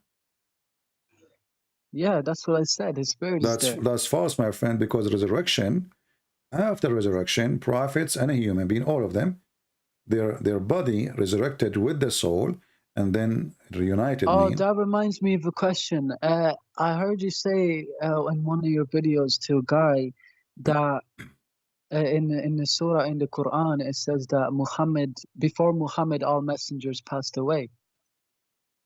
Before what? Before Muhammad all messengers passed away. Yeah, the Quran says that, not me. Yeah, but but in the English translation it doesn't say all. Well, this is false translation as usual. What you expect? It says قد خلت. قد is حرف استحقاق. قد خلت. Okay. قد خلت من قبلهم, which means it's already accomplished. All messengers before them did pass away. Chapter 3. Okay. Chapter 3, verse 144. Chapter 5, verse number 75. Like here, chapter 5, verse number 75, it says, قد خلت من قبله الرسل. And the Messiah, the son of Maryam, he is just a messenger, and all messengers before him, they pass away. Let's click at the translation. Okay. The Muslim translation, they say many messengers were pass away, but that's not true. There's nowhere the word many is exist. And I changed any Muslim to show me where the word many is exist. It says قد خلت من قبله, all messengers before him, they pass away. You change the translator. This is Yusuf Ali, let's see, different one. Let's see, this guy Sarwar, you know. But Mary, so all messengers, right? Was more than the messenger before whom lived many other messengers. What is that? This translation is using Google, maybe. Let us use different idiot. Shakir. Okay. Apostle before him have indeed passed away. The apostle, all of them. So, and this is contradiction, because even Muslim, they claim that there's a prophet, his name is Idris. Allah, he took him up to heaven. So is Idris in heaven or not? They will say, well, the Quran is not making it clear. Then, yeah, but it says before whom there lived many other messengers. That doesn't mean all. Many means like just like my friend, like the word many is not exist. You can take this. There is a Muslim website, Islam, I think Quran.com, something like this. You can move the mouse over the word, and they will explain, they will translate word by word. Okay, I believe you. Yeah. It's no, in Arabic, you don't right? need to believe me, my friend. You don't need to believe me. You can ask anyone. Go right now to ask anyone, or even those who you claim that they are teaching in the speaker corner. Tell them, can you show me the word many? Here we go. This verse in front of us. And here we go. Right. We have almost 1,400 Muslims, or I don't know how many, and more later. I have a challenge to any Muslim to show me the word many. Where is the word many? ما المسيح ابن مريم إلا رسول قد خلت من قبله الرسل. Where is many? There's no many. Messengers before him, they pass away, which mean all of them. And this is the same goes for the verses about Muhammad. وَمَا And is مُحَمَّدٌ. Jesus dead in Islam, or is he No, he's like? alive. Because You I know, are a Muslim, no, you I do not know, know that? You are eating too no, I much know in the hummus. Quran it says that. But Chapter 3, listen, chapter 3, verse 144 says, he was, Muhammad, yeah, I know. Muhammad is There no was a more guy than a that made messenger. appear, but I'm saying that, like, if this verse says it, then how come the other verse says he wasn't dead? How come what?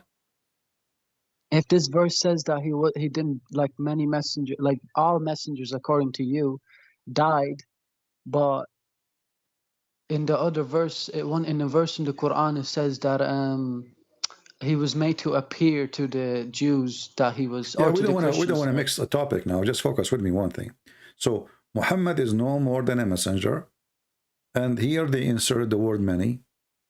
And I want you. Do you have a sheikh? Yeah, in the mosque. Can you Yes. call him to join us? How am I meant to call him? Like, Why not? Because we want to show you. because I have one We phone. want to show you that Muslims, they lie. On speaker, yeah. They lie to you as a Muslim, and there is no many. Okay, I'll ask him. He speaks Arabic. He's from Algeria, so Okay, I'll show no, him. don't ask him. Call him. Call him now. Just you can ask him later, no problem. But can't you call him now? Yeah, just because we want everybody to see. Because either I am making things up, or they are making things up. Why here it says many? Where is the many? Where is the word many? Why Muslims? How do you say many in Arabic? How do you say the word many? كثير. Okay, and that's A not in the lot. Arabic? Yeah, yeah. Okay. Yeah. Well, okay, it's okay. I believe you. I believe you. So No, I don't want you just to believe me. I don't think he will answer, because the guy is busy and he's probably in What prayer is busy? right He now, has 'cause 4 he's the wives imam. making babies and getting welfare from the No, government? he's the imam. He leads prayers, and he's in work too, probably. I don't know. So What lead the prayer? I mean, he just bend over, he makes some fart, and he make money. What does that mean? Is that a job? I don't know. No, my friend, isn't the Muslim they pray 5 times a day? Yes, Okay, obviously. and he pray 5 times a day. So how that he became something special? He's just a person. He bend in the front of them. By the way, about bending, is it true that Muslims they get excited when they see the ass of a man in front of them and he bend? No. Okay, can you explain to me this hadith then? A bunch of Muslims, they come to the caliphate, Omar, and they were complaining that there's a Muslim imam who have a nice ass, and they get tempted by his ass, and they claim he is a feminist. So they are upset because this person, he is, tempting them, and they got horny. So, Okay. yeah, let us see the hadith here. Okay, here we go. This is Sahih al-Bukhari, and this is Sahih Hadith. I went to Uthman ibn Affan, sorry, Uthman, not Umar. Uthman, not Ibn Farouk, the one who somebody did, make fun of him. I went to Uthman bin Affan while he was be assigned, which means he became the Khalifa, and said to him, you are the chief of the Muslims in general, and you see what befalling to you. We are led the Salat in a prayer by a leader of Al-Fitna. Al-Fitna, do you know what fitna mean? Fitna? Yeah. No. A temptation, a troublemaker, like he's a person, he tempt people, Here between 2 brackets it says trial, affliction, etc. So the Muslim now, they are suffering from affliction, brother. Trial, why? The story will continue. And we are afraid of being sinful. Man, they are afraid of being sinful. Why? In following him, what the heck? Uthman, he said, Salat is, you see the word Salat is a prayer. The Muslim, they say when Muhammad, Allah, he do Salat to Muhammad, they mean it says a blessing. But Salat is a prayer. It is the best of all deeds. So when the people do good deed, we'll do the same with them. And when they do bad deed, avoid those bad deed. Then Az-Zuhri, he said, in our opinion, one should not offer Salat behind a feminine person unless there is no alternative. So look what happened. The guy is effeminate. He did not do anything.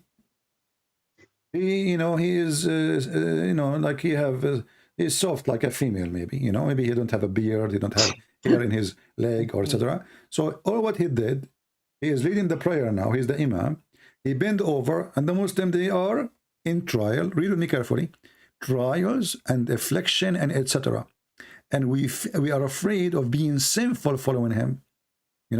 So why they are afraid? Why they are in trial? Because the guy is bending over.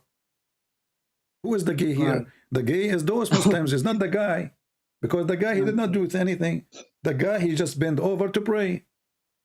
The one who get tempted is the Muslim behind him who claim that they are not gays. Right. I want to ask you, when I said to you, do Muslims get tempted when they see an ass of a man in front of them? You said no, correct? Yeah. So why those people are they are afraid to do sin? Because I don't know. Obviously, I don't know. There's so many hadiths. I will bro, give you that three I options. don't know. Maybe his ass is round and nice, and maybe his ass is big and beautiful, or maybe his ass is very attractive to them. Otherwise, why? I mean, the guy, he did nothing. Well, maybe it's just, maybe you don't know anything. I don't know. You can't just say those three examples because there could be more. My friend, the guy, he did not do anything. Do you see anything? All what they are doing, he's saying he is effeminate. He did not do anything. He did not do anything. He did not take off his clothes. He is not showing his bum. Like what he's doing. Maybe he's wearing a very short jalabiya, and when he bent over, they see his butt. I don't know. Is it true? Yeah, I don't know. Is it true that It's Shaitan, he take care from the Muslim ass when they pray? I heard you say this before. Yeah, yeah. It's true? Okay, CP. Can you? Because Allah in the Quran says if No, if hold this on, book was hold on, other than hold for on, me. hold on. So is it true that Shaitan take care from the anus of Muslims when they pray? Yes or no? Yeah, I heard you say this before. I know, yeah. but that's, I'm not saying if you heard it or not. I'm asking you, did you experience? Is it true? Yeah. I don't believe so. No, I Okay. think that hadith is obviously made up. Oh, it's made up. Made up by who? By Yeah. the Muslim. The Muslim, they made up hadith. Well, Bukhari came like 180 years after, almost 200 years after Muhammad, and I just That's some deep. I believe are some I believe that are made up because there's so many weird things that are written in hadiths that I just I don't know. So what the Muslim do, and you are not different, obviously. You know, any hadith will make Muhammad look like stupid. No, say- it's not that. Well, I don't know. First of all, my friend, this is not true. It's proven scientifically that Muslims, when they pray, Shaitan take care from their anus. There is a scientist, he's from Japan, his name is Mr. Honda Suzuki Yamayama Toyota. He said Okay. that they made a scientific study and they put like a very slow motion camera, you know, and they notice the Shaitan is invisible. Remember that. Shaitan is invisible. So they notice that when a Muslim, he bend over to pray, Shaitan, he come and he take hair from the Muslim anus and he caused them to fart, you know. And he was Satan, here we go. Verily, Allah Prophet says, verily Satan, he come to you while you are in prayer, and then he take, hair from your anus, from your buttocks, and he stretch it. This is painful, by the way. I mean, this is really painful. Yeah. Don't try it. Okay. And he stretch it, and he see the worshipper, until like he keep doing that until he caused the worshipper to break wind, and the wind is coming out of his anus. So you are confirming to me that you never experienced such a thing. No. Never ever, not even once. I don't think there is a Muslim. I don't know. Like I mostly go off the Quran, to be honest with you, because the hadiths, like I believe some hadiths, but stories like these just make it a bit, I don't know. I don't know. I notice when I go to the mosque, when I used to be in the Middle East, I always go to pee in the mosque. And I notice how bad the smell is inside the mosque. And I think to myself, maybe the Prophet was truthful. This is why the mosque smells so bad. Everybody is farting because Shaitan, he will not stop until he causes you fart, you know. But anyway, you know better because you are a Muslim. So after all what I said to you until now, I don't know this much. Until now, you are not convinced that Islam is false? Well, yeah, like my main thing here was just to see if Muhammad like killed people or whatever in jihad. But I wanted to ask you just there, if because if the Quran has no mistakes, right, and no contradictions, then that's what Allah says in the Quran. He says if there's any mistake or contradiction, then it's not for me. So can you prove that statement? Well, mistakes, contradiction. I mean, I just showed you the bees. The Quran saying that these eat Yeah, but fruit that's and the something that I just have to Okay. think about. Just show me something that makes sense. All right. Because I will show you if there's something because makes one sense. mistake is too much But mistakes. first, I want you to understand my situation. I just received a message that my grandfather, he passed away. And he actually, they told me that he died a year ago. And nobody noticed he's dead. Why? Because he was holding his, he was an old man, So he was holding a staff in his hand, and nobody noticed that he's dead. What do you think about this story? For a year, my grandmother, she did not notice he's dead. For 1 year, he was on a stick, and he was holding a stick. Nobody saw he was dead. My grandmother, everybody, the cousins, everybody come, say hello, grandfather. Nobody noticed that he's dead. What do you think about it? Well, if it's true, then I mean, what can I don't know. Did it happen, or are you just joking? No, it's a true story. My grandfather will never lie. My grandfather she lied to my grandfather and the neighbors. She don't lie to any people. Only my grandfather. Was he standing up for 1 year, and he was dead for 1 year holding a stick? He was standing for 1 year. Okay, well, if he was standing, that's just impossible because your body will drop if he was dead. Are you kidding me? Yes, I'm not kidding you. Well, obviously, it's not how can you stay? You're dead. First, I thought you are a nice guy. You will not hurt my feeling. I was talking about my grandmother, and look what you told me now. She is telling a lie. No, I'm not saying that. I'm just saying that, you asked me what do I think, so I taught you what I think, right? Okay, so you are being honest with me now. Yeah, it's impossible. Well, Once you're dead, this story is in the Quran. This story is in the Quran, chapter 34, verse number 14.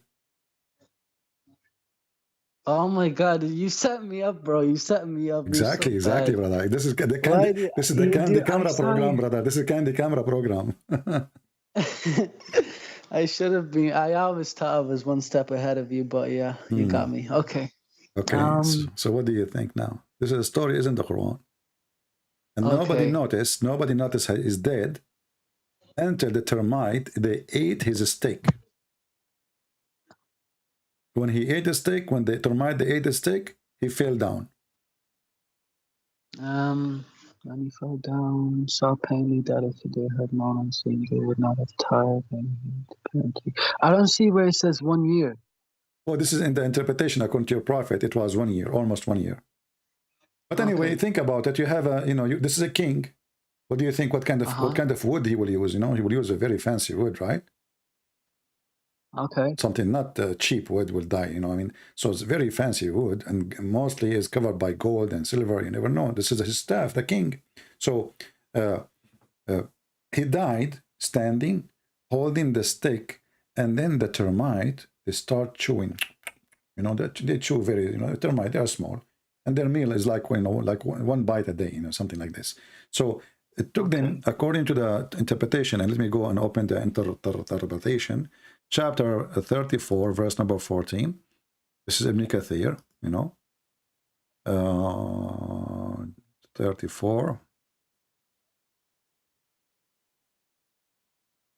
And here, number 14.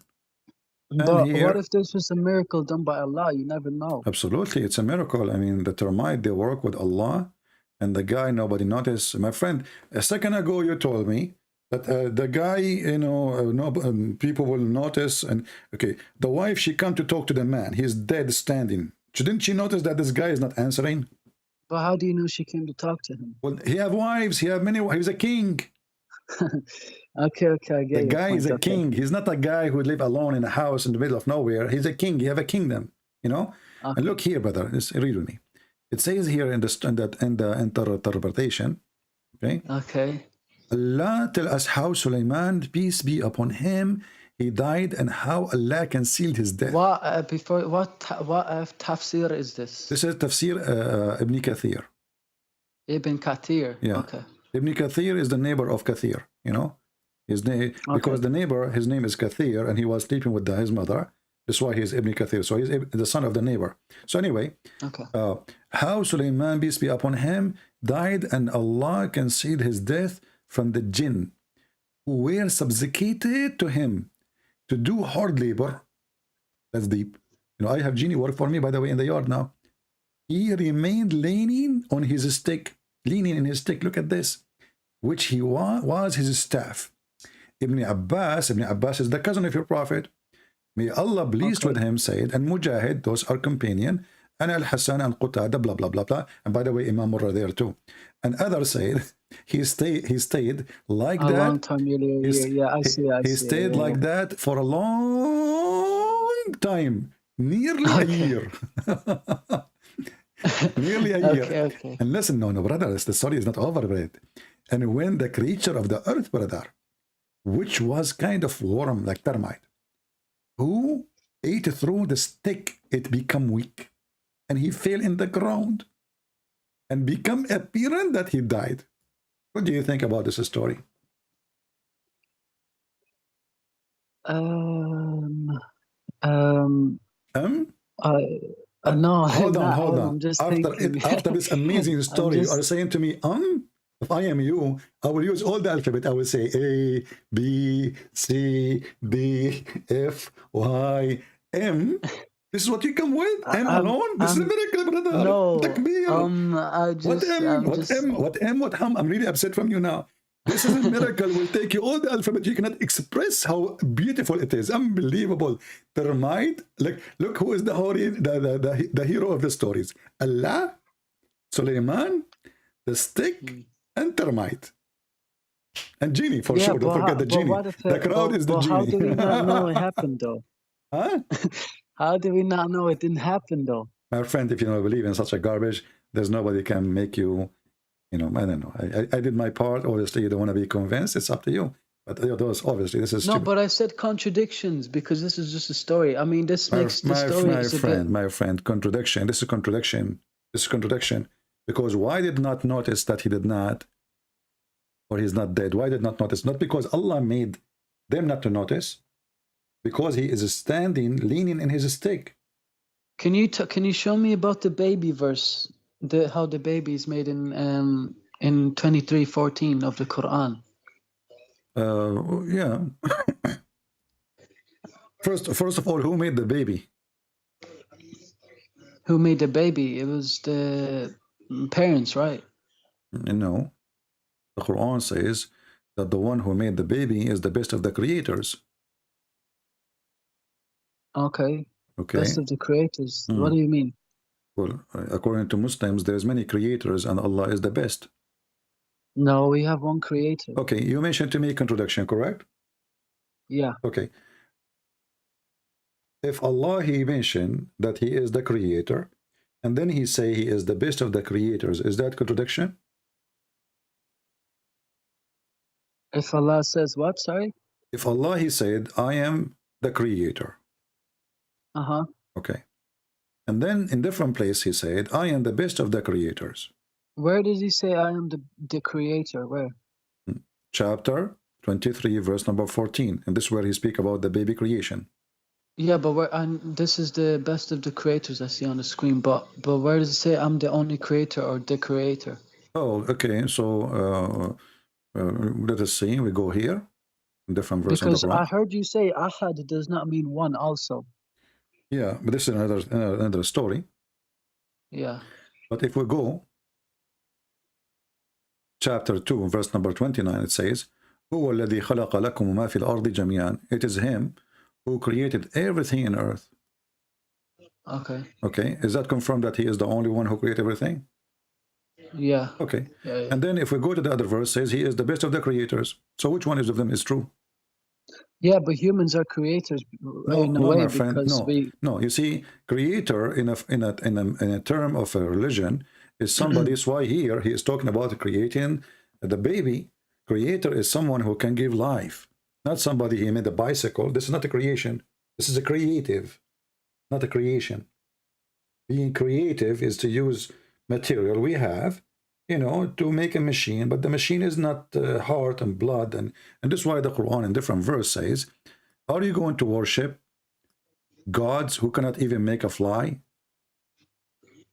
Okay, so the Quran confirms that the one who deserves to be worshipped is the one who can make a fly.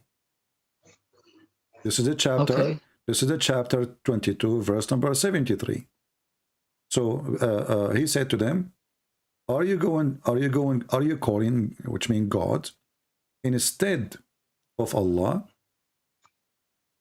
those gods who don't have a power even to create even a fly? Okay. So if you create a fly, you deserve to be worshipped, correct? Yeah. Okay. According to that verse, yeah. All right. This is a chapter 22, verse number 73. Now we go to the other verse. And then when Allah, he says, Allah is the one who created everything in earth. So he confirmed that there's no other person who created beside him. And then we go to the other person, and this is chapter 2, verse 29. And then we go to the other verse here, chapter 23, verse number 14, where it says Allah is the best of the creators. So is Allah is the only one who create everything in the earth? Or Allah is the best of the creators who create many things in the earth? I don't know what he means by creators, though. What does that mean? Creators mean creators. I mean, come on. Even this one, we need a dictionary. The creators. Yeah. Okay. Well, I'll ask the imam, but because I never heard of this thing. So No, hold on. Why you need to ask? You can ask an imam as you wish. This is not my business now. But I'm asking you why you need even to ask an imam about such a thing. It says creators. He will say to you the same. He will say to you bicycle. Somebody made a bicycle. But they can't explain it. But creator, I just showed you, according to Islam, the one who is a creator is the one who can create a fly. Quran, Quran give definition for that, not me. So making a bicycle is not a creator. This is a creative. Building a house and being a creative. You know, making a truck, this is a creative. No, because we have all the elements on earth anyway, so we just make things, put them together, right? Now, the one who can create a fly is the creator, and Allah saying he is the best of the creators. That means there's others who they are a creator too. Okay. This is the contradiction. Now, hold on. We just showed you the verse where it says, if you can create a fly, you are God, right? Yeah. Okay, chapter 22, verse number 73. But isn't the Quran says that Jesus, he created from the mud a bird? Yeah. Okay, so the one who can create a fly. But by whose will, though? At the end of that doesn't matter. verse. Who is the creator now? Jesus. The Quran claimed that Allah gave Jesus the power. No problem. But he have it now. He's a creator. All right, okay. Okay, so how Allah is the only creator who created everything in earth, and Jesus, he create birds. So Allah did not create everything in earth. But he did, like, but Jesus only made a bird, though, not the earth. My friend, if he made one bird or 10,000 chicken, doesn't matter.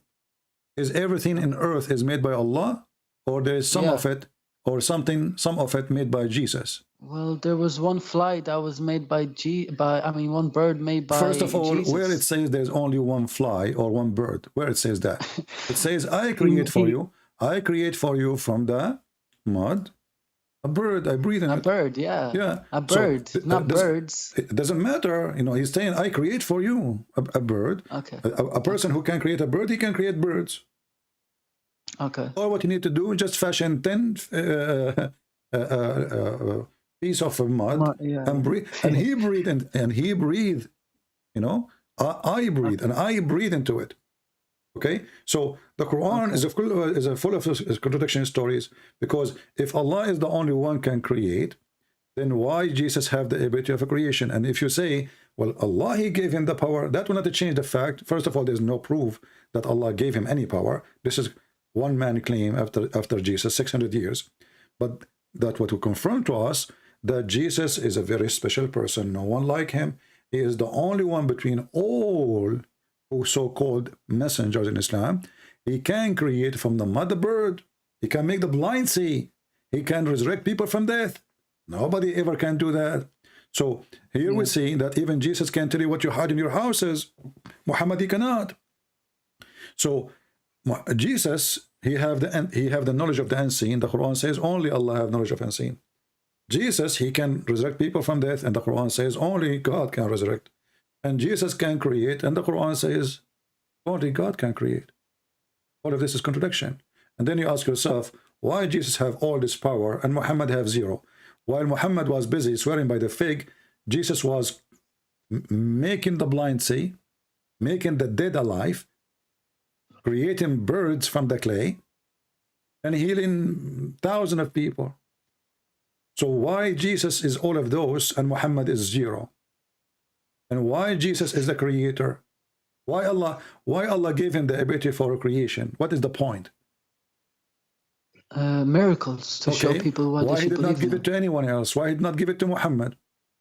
Because there's Muhammad, the Muslim believe that Muhammad, his children, they die, and he was crying so hard, correct? Yeah. Okay. If Jesus was there, he can touch the kid and he make him alive. But you said in one in the book, in one of the books on your videos, that to a guy that Muhammad has no children. That this was My Fatima's friend, previous husband's I'm children. talking about your belief, not my belief. I believe Muhammad penis never work. I can prove it. Okay. Muhammad himself, he says, I was the most weak person between mankind, and then I invoked my God, and he sent me a dish of shish kebab. Well, it kind of makes sense too, because Khadija was in her 40s, right? So how could she give She was birth to old, all she cannot those have children? kids. Yes, she cannot have kids. And Fatima, she was the youngest. This is why she is considered like a child for Muhammad, because she grew in his lap, let us say, you know. So, yeah, okay. But she is not really his a child, you know. She is not. Muhammad cannot have kids. Can you just go to 23:14 and just explain to me how the baby is made? Because we do if not need Allah to go says there's to no we mistakes, do not need to go to different verse. The same verse, the one we mentioned to you about creating the baby, Allah is the best of the creators, is the same. No, but not the creators. But how the baby is made. About the baby. Yes, the baby here. If you go here, let's see. The same one, it says because you said it goes into dead blood and something like that. Yeah, the same one mentioned al-khaliqeen, which means the creators, is the same ones making that pupu. Here we go, chapter 23, verse number 14, and mentioned in different verse too. Here it says, and we made the nutfa into a clot, a piece of thick congealed blood. Do you see it? What does nutfa mean? Nutfa is a sperm. Nutfa is a water. And what's the congealed blood in Arabic? Nutfa is a liquid, you know, of semen. Yeah. And what's the congealed blood in Arabic? Mudgha, alaqa, sorry, alaqa. Alaqa. Okay. Alaqa. When you get injured, and the blood make like dead blood in the top, like a batch over your skin. Dried blood. Yeah, right? This is alaqa. Okay. So, Bob, why does Sheikh Uthman, I've been watching him for 2 years, and he says that this is a very big miracle, because he said that alaka means like a leech, and the baby in the womb is shaped like that. When he say like a leech, where in the verse it says like a leech? Where is the word? Well, he said a leech, like, you know. See, we made it. You see, we made it alaqa. The sperm became a alaqa. The sperm. So the stupid guy you are talking about him, he just told you that the sperm become dead blood. But he says alaka means I never heard him say alaka means dead blood. I mean, my friend, who is this guy even to say what to say? This is the Muslim translation, and I can show you the interpretation. Who's translated this? Alaqa, this is here translation. I don't care for translation, by the way. I can change it for you. But who you consider to be a person who knows? A guy who do not even know how to read the Quran, who cannot even write it. When two Christians, they come to him and they show him, they ask him to write, he have to look at the Quran so he can copy the word. He can't even write it. So, or your scholars. My scholars, obviously. Okay. Which scholars you want me to show you? Name one. Anyone? Anyone. I heard of this one. His name is anyone. I know him. Okay, hold on. This is a chapter 23. No. Hold on. I will show you anyone. Okay. I will show you anyone. No problem. Anyone is good. Anyone. What's wrong with anyone? But you said let me choose. I'm going to choose. Okay. I asked you to choose. You said anyone. Okay. Ibn Abbas then, or Jalalain. Okay. Ibn Abbas. Okay. Yeah. Ibn Abbas is anyone anyway. I mean, we never met him. He can be anything. Yeah. So this is Ibn Abbas. All right. He's like the biggest scholar in Islam, right? Okay, Or the exactly, biggest. exactly. He's the cousin of Muhammad. Read with me. This is Ibn Abbas.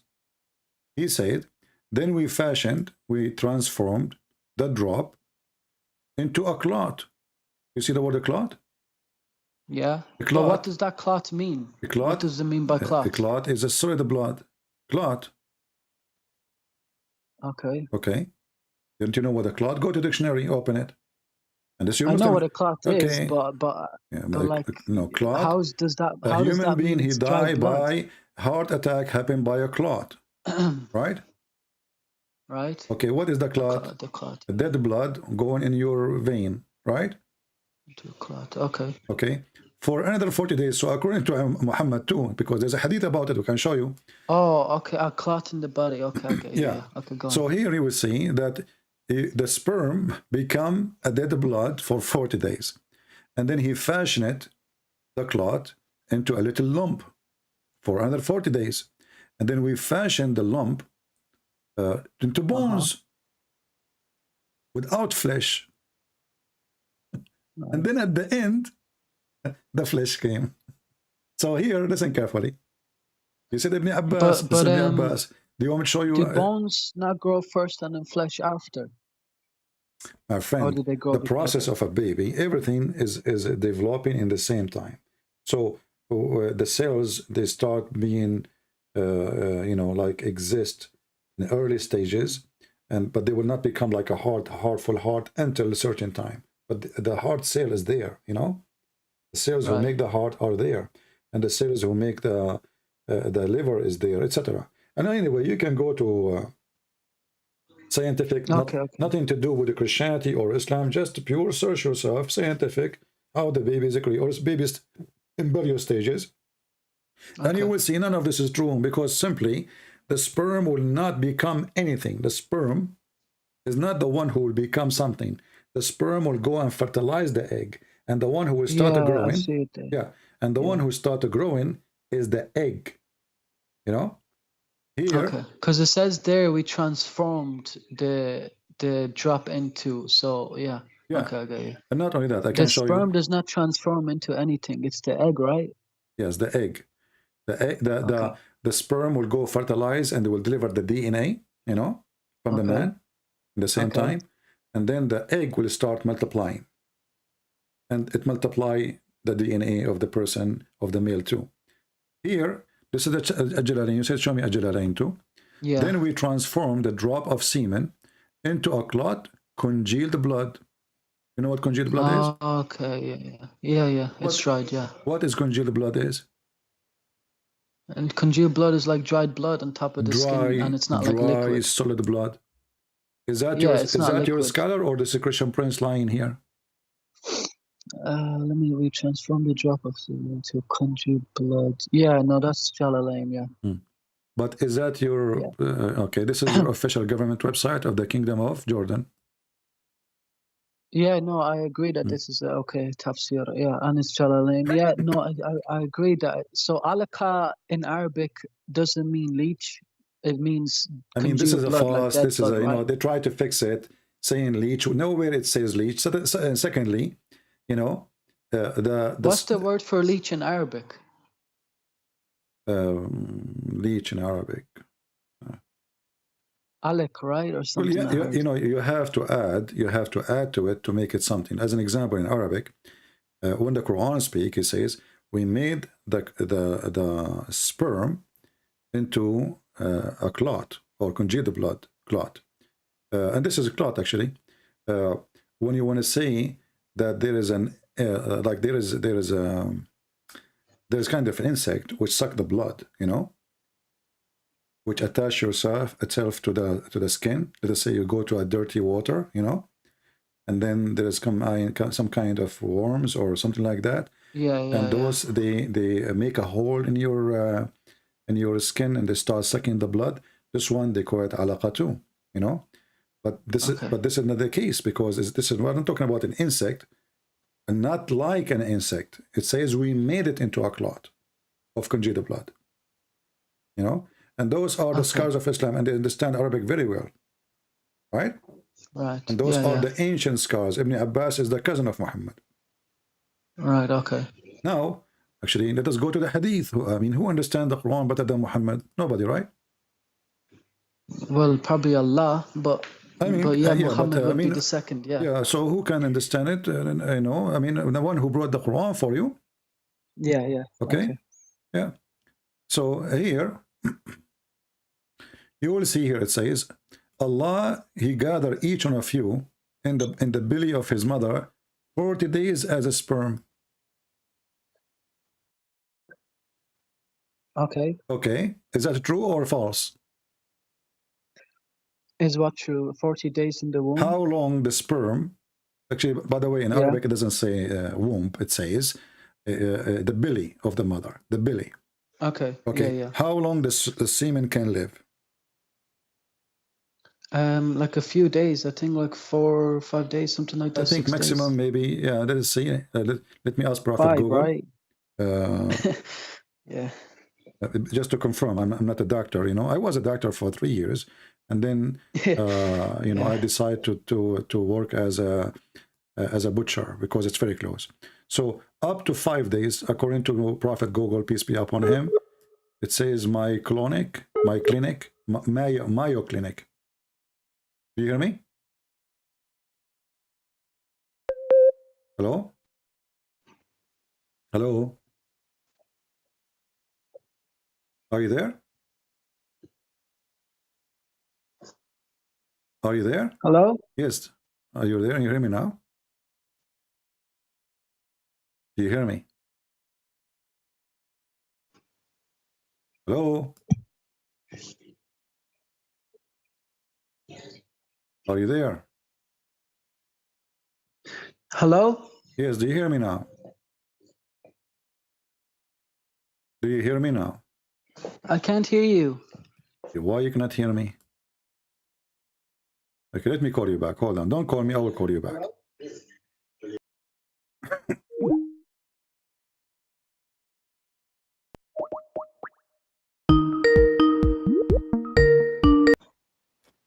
Hello. Oh, Yes. do you hear me now? Okay. Yeah. According to Prophet, his name is Mayo Clinic. Semen, sperm can remain alive to maximum of 5 days. Yeah. Okay? Okay. So when Muhammad, he says 40 days, it's a lie. Okay. So this is the semen alone. And then the semen become, the Muslim here, the line translation saying become a clinging. No, it says become a clot, not became a clinging. And then that clot become like a piece of meat. And this is different hadith here.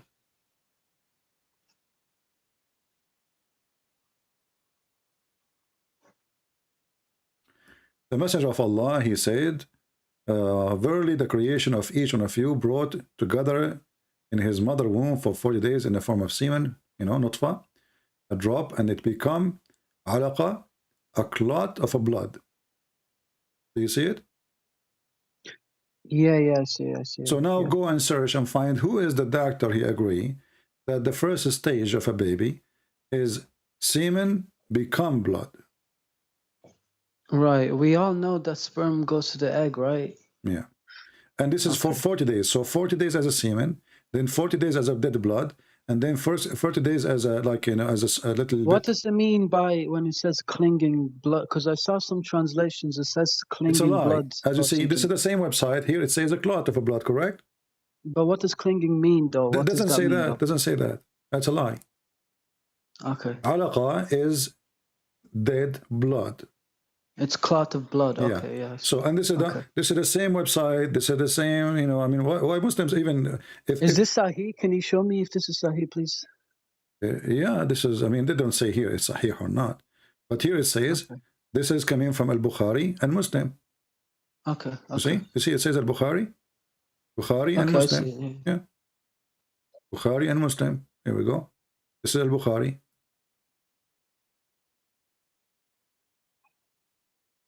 This is al-Bukhari now. A clot of thick blood. Do you see it? This is even more clear. And this is the translation of who? The Muslims, right? Right. So people like this Sheikh Uthman, they are the dummy one. Try to fix it, duct tape. Shame on them. They have no. You see, a true believer, he say, "Well, this is what Muhammad said. You like it, like it. You don't like it, who care?" But Right. when they start lying about what their prophet taught and what he meant in the Quran, and then we got them busted from what Muhammad said, and this is a Muslim translation, Okay. right? Okay. And this is Okay. Sunnah.com. I agree that alaka means congealed blood. Yeah. I just Yeah. wanted to make Hadith that. al-Bukhari, hadith number 3208. So not only the congealed blood is everything here is saying is because according to this, you are going to be created in 120 days. You are finished. 40 days as a sperm, 40 days as a clot, 40 days as a mudghah. Okay. And I mean, this is really stupid. And it's up to you. You want to still believe in Islam after all this? Well, this is like a mistake. Can you why is that? Like, if I become Christian, why should I become? Like, what is Christianity like about? Like, don't go to Christianity right now. We want to finish with Islam. What do you think about Muhammad now? Are you convinced that he's a false prophet? well, the things you showed me, I don't know. It's not what I've been told. Basically, that's let me just say that I haven't. Nobody told me these things.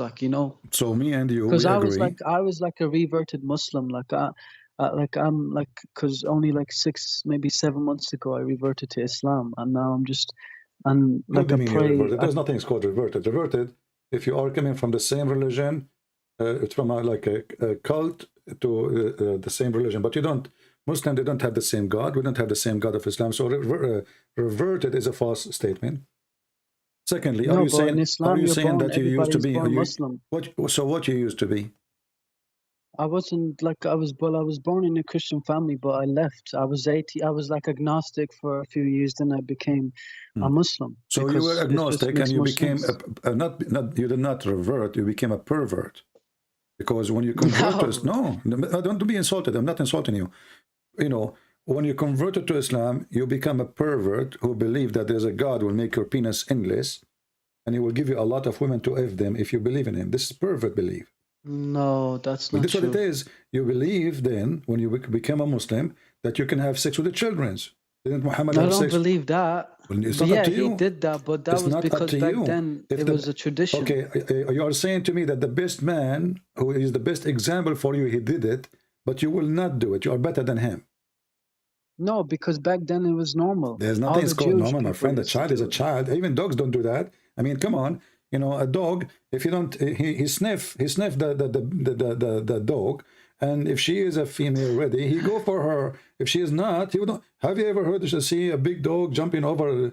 No, I haven't. Okay, even But dogs don't do that. So, so this is Muhammad. He is a human being. He is not a dog, supposedly, and he is doing what dogs don't do. So when somebody, But what if back then the 9-year-olds were mature, like compared what to now mature, my today? friend? Even Aisha, even the hadith says that Aisha, she never have her period until she passed the 14.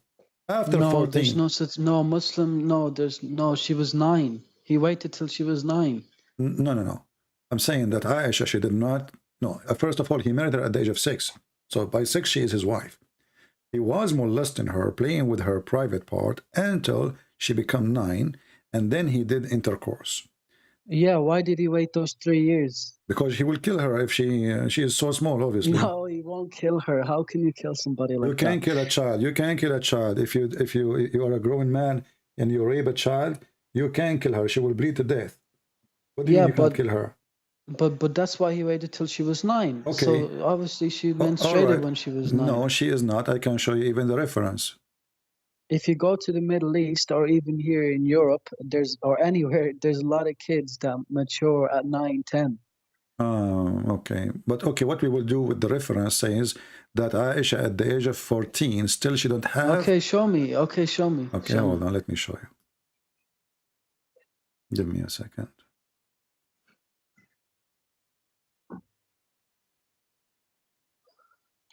By the way, all David Wood does is just talk about Aisha and Muhammad being this, like marrying her at 6. That's all I keep and he just keeps popping up on my YouTube thing. So yeah, what do you want him to talk about? I mean, this is the first. Because Sheikh Uthman destroyed him when he Really? he keeps coming down and he keeps trying to prove the Quran wrong and he keeps getting backfired. My friend, your Sheikh Uthman is a potato. He never destroyed. They showed him Sahih Hadith. He can deny it. He says this is daif, and the fact it is not daif. So this guy is a joker.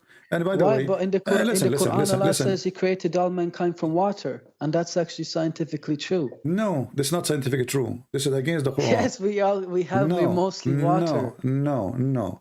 Is rocks made from water? No. Okay, isn't Muhammad? He said that. But I said mankind, not rocks. No. Mankind. The Quran says everything is created from water. Every living thing.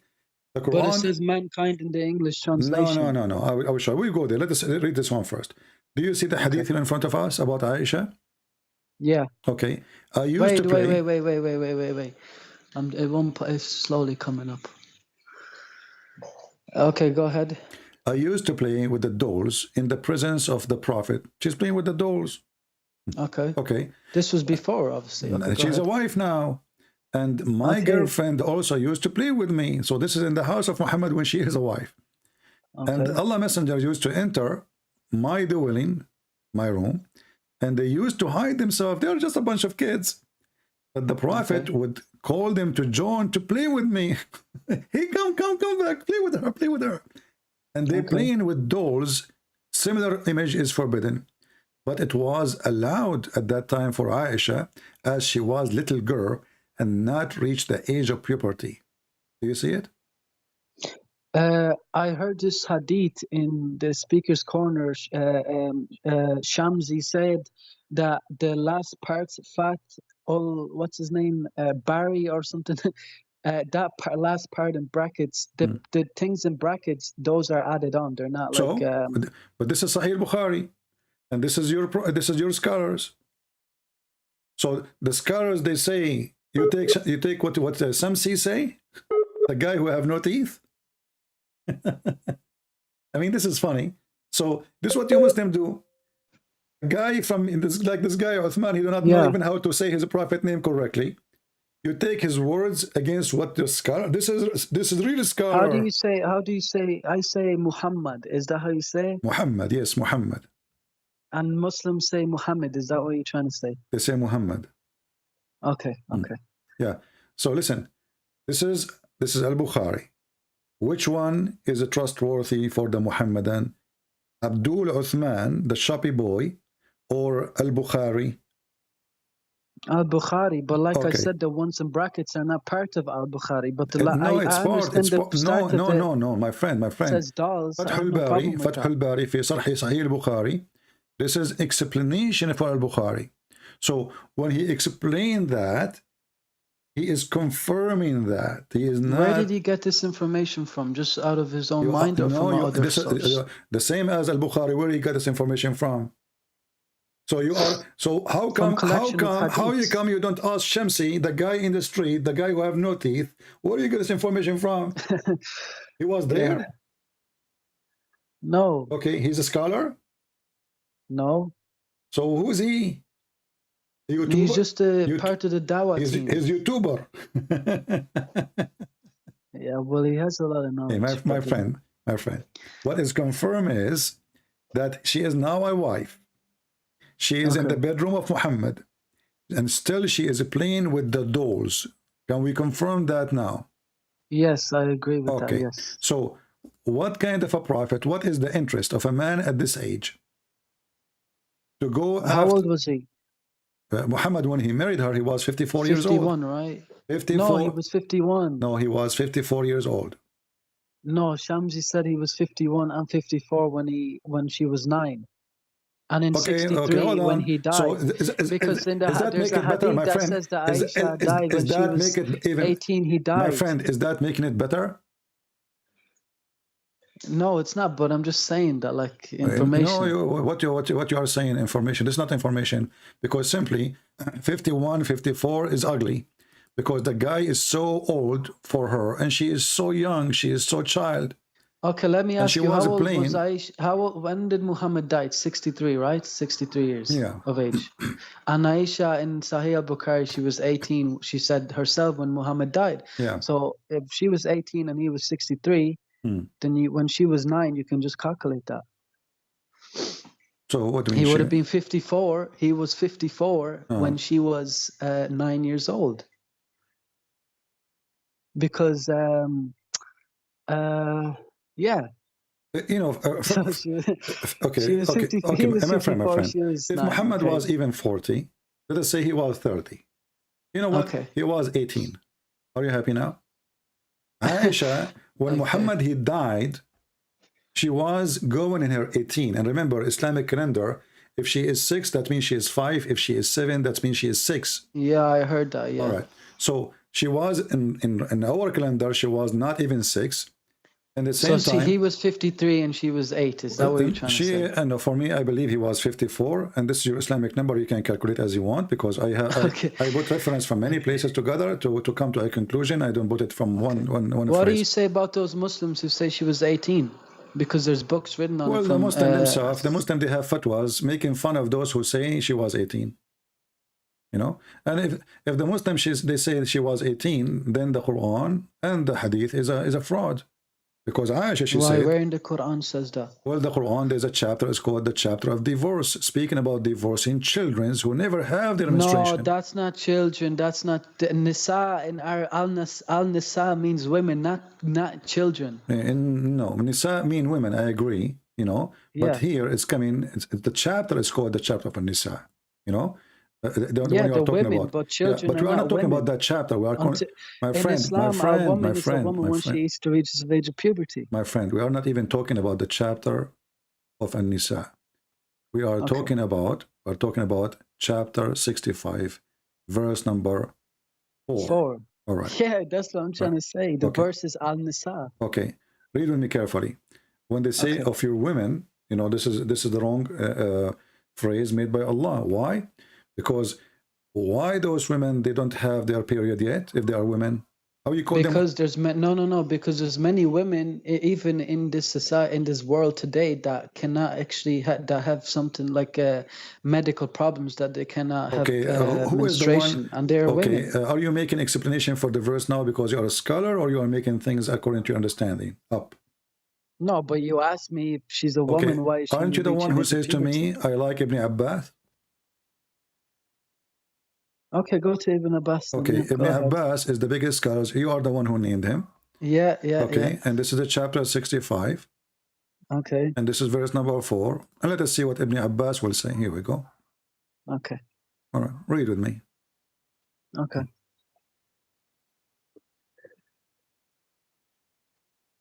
And those who have not yet menstruated, because of their young age, their period shall also be 3 months. Do you see it? Yeah, but where is that in the verse in the Quran? Those young age. See? But you a second ago, you accepted Samsi. You accepted Uthman. Now we have the one who Muhammad named him to be he said Hibrul Ummah, which means the ink of knowledge. Of the Ummah, yeah. Yeah. So the one who is the ink of knowledge by the mouth of Muhammad is a potato. But I'm not denying Samsi, it. I haven't said that. But Samsi, I'm not denying a bunch of thieves. His friends, you know, there's a video of him. His friends, they are robbing people. He went to them. He says, "Brother, we can't rob those Muslims. He's a Muslim. We can't rob him. Which means we can't rob a Christian. We can't rob a Muslim." He said in Speaker's Corner to a Christian that Allah does not enter His creation like God in Christianity. Well, that is fraud too, because we can show you that again. Because Allah does not need to enter His creation. There's a video of Mimi Hijab saying, yes, Allah, He entered His creation. This guy is stupid. But he said He doesn't. We can prove that to be the opposite. But now, focus with me. We don't want to keep jumping like monkeys from place to place. Do you see here it says, because of their young ages? Yes, I see that. I understand that. Do you think really Ibn Abbas, the cousin of your prophet, the companion, he have a wrong understanding of the Quran? And Samsi, from a Speaker Corner, he has a better understanding? No, but I know Muhammad Hijab agreed, you know, my friend, that this is when a Muslim he starts saying but, when a Muslim he starts saying but, say hello to but. But, you know what but? I mean, we just confirm. You can say to me, Mimi hijab says, she hijab. This is Ibn Abbas. What but? Okay, I agree. But Okay, what does so why you are bringing but to our how does conversation? the verse explain it? But the verse says women, not young ages, though, My right? friend, no, it says because how they are women and they are very young. It says in front of you why they are not having a period because of their young ages. So they are But in children. young age, we don't call my women friend, in Islam young age. don't bring the word but here. It doesn't work. It doesn't help you. Okay. No okay. but, you know. The but of Mimi hijab will not help you, and the but of Samsi will not help you because So what simply. you're saying is this verse allows pedophilia. Well, Muhammad is not only allowed pedophilia because you see when a child, the one you mentioned, Mimi hijab, right? It says Yeah. yes, there's no place in the Quran. It says the age, what age, you know, and most Muslims agree that you can have Okay. you can have sexual relationship with a child, and there's no Right. image, there's no limitation of Yeah, age. I heard him say that. Okay, Yeah. and he said if his daughter she is ready, he feels she is ready, he will say to her, go for it, right? Right. Okay. Ali Dawah said the same. All If right. if his daughter All was right. 9. So if his daughter she is 5 and she is ready, what does that mean? She's horny? No, for marriage. But How he knew she is ready for marriage? He opened the door, he saw her touching herself. I don't know. But If marriage she has is no different period from yet, and intercourse. what does that mean? I mean, what she is ready? This is a pedophile religion, and remember that if Muhammad he says don't marry children, every Muslim will make fun of anyone who marry child. But because Muhammad did it, everybody is saying it's okay, it's true, it's fine, no problem, it is healthy, it is scientific. You know, this is the hypocrisy of the Muhammadan. The same when they laugh at the Christians, you will see every Muslim making fun of the Jesus being God, but you will not see a Muslim making fun of Jesus being born of a virgin. Why? Because the Quran confirmed that. If that verse does not exist in the Quran, trust me, all the Abdul, they will making fun of this. Islam is a religion of hypocrites, liars, and they are sneaky and they try to play like a snake. The second we show them the reference from their books and their scholars, and this is the campaign of Muhammad and his cousin. Right away you bring me the word but. There's no but here. Either we accept the but of I accept his tafsir. I accept Ibn Abbas because he's just he's the biggest in Islam, and he's so okay, so then don't mention to me Sisi and Susu and Dudu. It doesn't work, you know. Okay. Yeah, and not only that, what the topic I said to you we'll talk about later. The water of mankind. We created everything from water, right? Every living thing. All Okay. mankind. Yeah, because No, it man doesn't said say. that how could My friend, Allah know this? No, it doesn't say mankind. In the different verse in the Quran says we created every living thing from water. Correct? Yeah, every living thing. Yeah. All right. I think that's the same verse as the two water seas or salt and water, fresh and thing. Okay, my friend, is shaitan created from water? No. Okay, but the Quran says we created every living thing from water. Okay. Shaitan is living thing or dead thing? He's living. Yeah, he's existing. So Allah, he did make a poo-poo here. Well, he's given this Quran to us, so obviously it's for mankind, right? I know, but this is poo-poo, because when he say we made every living thing from water, that's mean every living thing. He did not say even a human. He says every living thing, even thing, is made of water. The condition is if they are living. So living thing is from water. Muhammad, he claimed that stones or rocks, they say to him, Assalamu alaikum. They are living thing.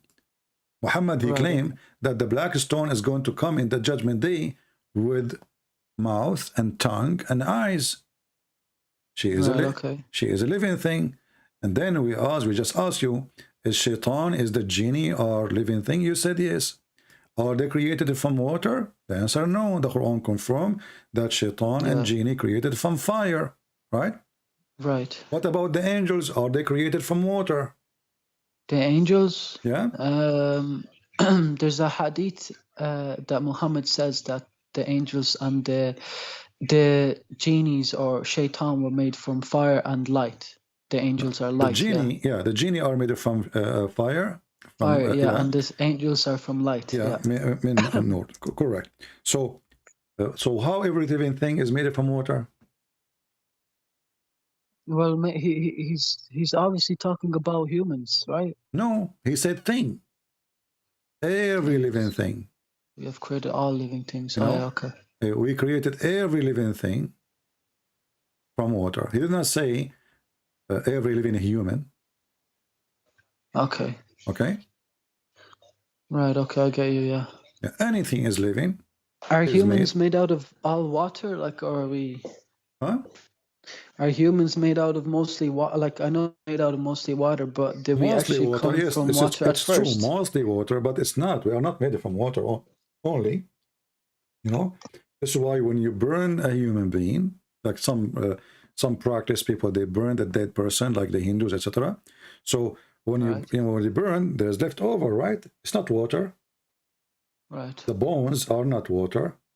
There's many many structures in your body are not water, and this is why when you die, the bones will be left. They are not water. Otherwise, the water will go. You know. So this is another mistake too. But as you see, this is a contradiction. Every living thing is made from water, but the angels are not made from water. And what about the Quran? The Quran is not a living thing because it's not like... Who said so? Well, it's a book, so how can it live? Who said it's a book? Well, it's like... Well, the words are not books, but they're compiled into a book, written down. My friend, is it Allah he says, or Muhammad said, that the Quran will come as a... I don't know what the word in English. Inspiration? No, he will come as a pale man. Okay, yeah. Did he say that? I never heard of that, no. Okay, let me show you the hadith. Okay. The Quran will come as a white man? He will come as a pale man, which means like when a person he die, you know, when a person he die, he lose his color, you know, like his face will lose the color, the skin will lose the color. Yeah. So this is your hadith. In the day of resurrection, the Quran will come as a pale man. So he will come as a man, but he is like a dead man. Is the Quran made from a living water, from water? No, because the word is from Allah, so it's from His mind. So. You said to me, you mentioned, now I remember, you mentioned if God can be inside His creation or not, right? Yeah, in Islam He can't. Okay, Quran is not created, correct? Quran is not created, no. Okay. The one is not created is the Quran, and now he is in the shape of a man. Is that a created person? Well, the Quran comes from Allah's mind. So whether it existed in His mind since there is nowhere Muslim believe that Allah have a mind. Anyway, you are making things up now. Not mind, but like His knowledge, basically. This is again, this is a fabrication. Why? Because if the Quran is coming from Allah knowledge, that means Allah is the source of the Quran. But as long as you believe the Quran is not created, that means the Quran is exist as Allah is exist by Himself. Okay. You know? Okay, I never heard who. I'm confused. Okay, go ahead. Show me the verse. I mean the fact that Allah enters His creation, because the guy said no. So. No. Here, first of all, we need to ask ourselves: when the Quran come in a shape of a man, that means the Quran itself is going to be. But where it says He's come in the shape of a man? It's in front of you. Like, but I can't see it. It's on the screen. Oh, pale man. Okay, I see it. Is it Sahih? Can you see? Can I see the grade? It says Hasan. Hasan mean good. Okay. And is that accepted too? Sunan Ibn Majah 3781. Sorry. Okay. The Quran will come on the day just mean like a pale man. Okay. Now, do Allah go inside His creation now? Does Allah go? No, because the Quran is not Allah. Okay. No, Allah. Here actually, Muslim have a problem because now we have to divine. If the word of Allah is divine, and Allah is divine, and Allah is not created, and the Quran is not created, so we have uncreated too. Yeah, but Allah is above the 7 heavens. Doesn't matter. Doesn't matter, my friend. He never enters the 7 heavens. My never. friend, hold on. As long the Quran is not created, who care where the Quran is? It's in the 7 heaven or 7-11. It's not created. Simple. So Okay. as long as it's not created, it's mean Allah has nothing to do with making the Quran come to existence. Right, okay. Okay, so the Quran is exist even if Allah doesn't exist. The Quran exists even if Allah never existed. Yes, because the Quran isn't created by Allah. Who said that the Quran is not created by Allah? You just said to me the Quran is not created. Well, I don't know if it's created or not, because it's from Allah, so how can My it not friend, be you created? are the one who said to me a second ago, I asked you, is the Quran created? You said no. The Quran is created. Well, I don't think so. Like, yeah. Okay, I so don't is the believe Quran, I so. want to confirm to me, is the Quran is created or not created? Is the Quran created or not created? Is the words, like the recitation of the words? Well, you know, don't play the game recitation. Who talking about the Quran, whatever Allah has said, is it created or not? It's from His knowledge. Oh, okay, is it created or not? Is it? It's not created, no. Okay, so as long as it's not created, it means it's not created by Allah. If Allah have knowledge about the Quran, will that make me Allah too? Because I have knowledge of the Quran. No, okay, then it's not created. It is created, sorry, by Allah. Okay, yeah. as long as you just said it's created, that's mean you left Islam, because Muslims who believe Quran is created are not Muslim no more. That's not true. Okay, here we go. Well, who told you? Nobody said no. To leave Islam, you have to not believe in Allah and Muhammad. Exactly. You believe in Allah and Muhammad, not, you know, Muhammad is God. So here, if you go and search right now, No, Prophet. search for fatwa, you will see, is the Quran is it created? They will see the answer, no. Muslim, they cannot believe in such a thing. Where does it say that? This is the fatwa. The Quran is the word of Allah. May He exalted and is not created. Fatwa number, as you see here, Can you send a link? Can you send a 227. link I in will the chat? post it in the chat. I will post it in the chat. Yeah. You know, and here it says he is debating somebody is a Christian. Maybe this is debating me, and is asking if Allah is, the Quran is created. You know, is the Quran is created or not? The answer first, the Quran isn't created. The Quran So is if the the word of Quran Allah. is not created, that doesn't mean that it's from Allah. Is that what you're saying? My friend, hold on, one by one. The Quran is the answer. This is the scars of Islam today. You know, the terrorist. Right. Okay. Right. The Quran is the Quran is the word of Allah, may be exalted and not created. Okay. Okay. All right. So if you do believe that Quran Not is created, yeah. they will kill you. The words of There- Allah are not created. There's a caliphate. He killed a man. He killed him like a goat just because he said the Quran is created. You can go and search Can about you it. just post the link for me, please? All right. I will give you. So anyway, I will post the link. And who is this transmitted by? Who's like the This is one of the donkeys of Islam. Who care? I mean, there's many donkeys. I'm just showing you your donkeys, what I can do. Okay. Yeah. Some they say he's a big donkey, mule maybe. I don't know. But he's a donkey for me. Okay. Yeah. Because this is how stupid this religion is. They say to us there's one God, and then they come to us and they say Quran is not a created. So now we have God is not a created, Quran is not a created. This is stupid. So if Quran is not created and Allah is not created, that means they are two individual and they are separated and they are not one entity. And when the Quran then came to existence, it was eternal. As long as the Quran is eternal, that means it exists the same as Allah exists, independent from Allah, not part of Allah, and exists by itself. So now we have to divine. All right. Okay. Okay. Yeah. Now, if you focus with me here, this is the Quran coming in the shape of a man, which is very stupid to say. But if you go, you will see that Allah Himself will come in the shape of a Muslims Yeah. don't explain what shape is, but obviously, you know, a scary shape. Look at this hadith, and this is Sahih al-Bukhari. They ask Muhammad, are we going to see Allah? You know, are we going to see Allah? Muhammad, he says, yeah. Muhammad, he cannot keep his mouth shut. You know, you have to make some poo-poo. It's a specialty. So, Well, he's a prophet, yeah. yeah, he's a prophet, so he has to make poo-poo, you know, big poo-poo. So are we going to see Allah? They said, yeah. Do you have difficulty when you see the sun in a clear sky or the moon in a clear sky? They said, no. He said, this is how you will see Allah. But let us see here what Muhammad, he will say.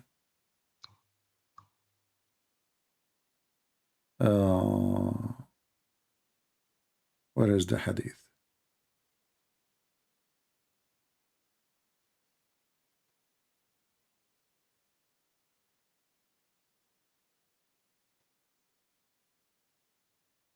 Read this hadith with me. This is Sahih al-Bukhari. Hadith number 4581. It says here that long hadith, you know, we don't want to waste our time. We will go where Allah, he comes in a shape. So when they ask him, are we going to see Allah? He says, yes, he will come to you in a shape. Allah, the Lord of the world, would come to them in a shape nearest to the picture they had in their mind, which is a turtle. Yeah, don't laugh. Tell me, what is the shape you have for your mind for Allah? I don't have it. I never pictured him in a shape. Thank you. So Muhammad is stupid here, because what is image the Muslim they have in their mind? That is the most stupid comment ever. There's no Muslim that has. We can't paint. We can't picture. Exactly. Any So how? What is this stupid Muhammad saying in the shape nearest to the picture they have in their mind? Don't you know first how he look like? Look like a turtle, octopus, like a monkey, donkey. What he look like? We don't know. So in the nearest, look at the details. The nearest, you know, look, what the heck? Okay. And then he continues saying, so first Allah, he will come to you in a shape. Does it say shape? Yeah, it says shape. Yeah. Is that the word? Is the word shape present physical?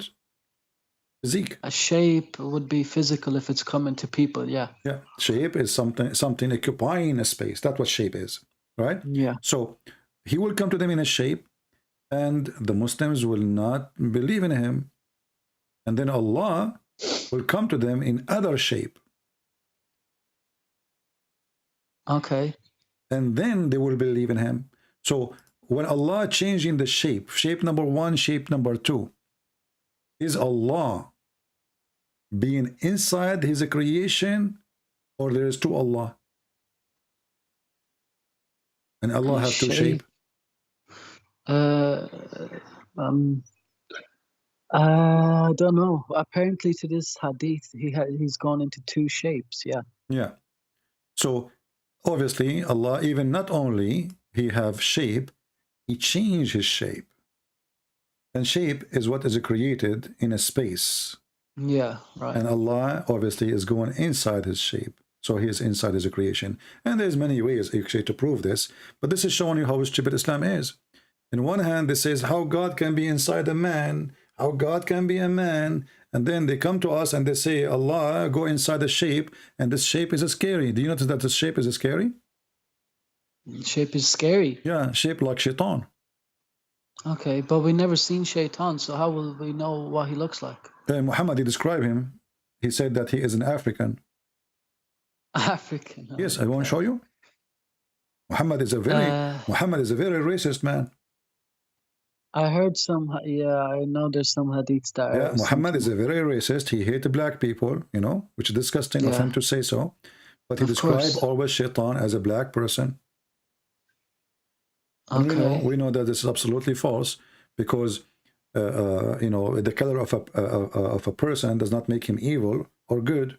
There's evil. Well, the color of his skin is of the sun, so yeah. This is how we see actually the opposite. You know, the black person is a white person, and the white person is a black person, because the light which you don't observe is the light you see. The light which the body is not observing.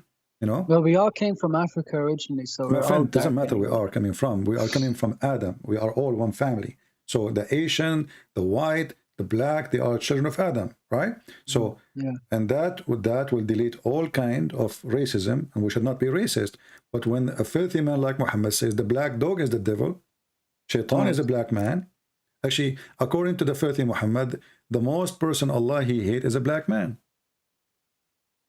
Okay. You know? But let us focus here in the shape. So Allah, not only he have shape, Allah he changed his shape. Right, okay. Okay, yeah.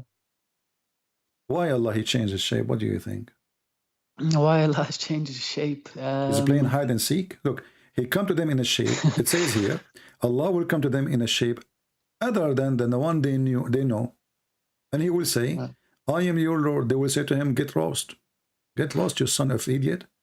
You are not our Allah. But in Islam we never believe that Allah will ever come in a shape, or he has a shape. No, you do. This is Sahih Bukhari. Yeah, but according to this, I understand that. According but to all if you scholars, go, no. According to scholars, you can search right now in YouTube. You will see Allah, he have hands, Allah have foot, Allah have fingers. But they're not the fingers they're not like they are us, shape, though. my friend. Finger is a shape. Finger is a physical thing, you know. Right. Okay. Do you see the story of Uthman? He was driving in the road. A guy gave him a finger, you know. They have a fight. So that is the finger. He gave him the finger of Allah. So Allah. The blood looks very fake to me, though. Blood looks fake, though, a bit. Look like tomato sauce. I don't know, ketchup. But anyway, Allah have 5 fingers. Why he have 5 fingers? Where does it say he has 5 fingers? You go just right now, search in YouTube. I mean, there's endless reference, my friend. You are a Muslim who knows nothing.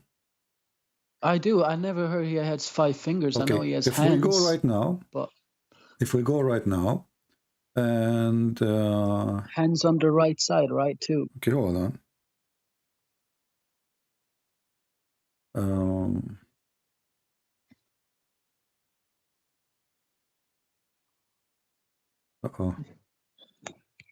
Let us see. I was typing in Arabic.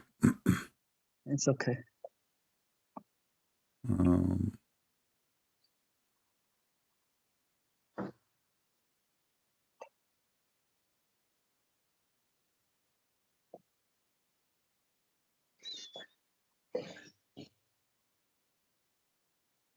Okay, there's a video by Sheikh Asim. You know Sheikh Asim?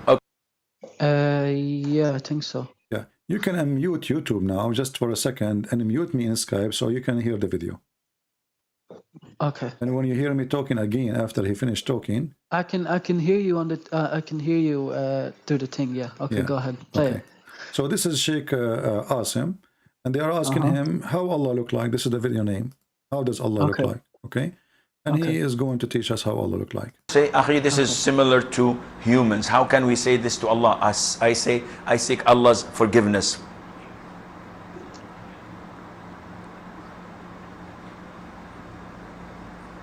So I would say to those who claim this, Akhi, this word is known, but the meaning is different. When I say that an elephant has a leg, and I have a leg, and an ant has a leg, are the legs similar? Definitely not. And Allah Azza wa Jal has the highest example. We do not Azza wa Jal simulate him to any of his creatures. But you believe that Allah is alive. So why don't you say that living is also part of human nature? Allah Azza wa Jal subhanahu wa ta'ala is alive. Allah Azza wa Jal is all hearing, all seeing.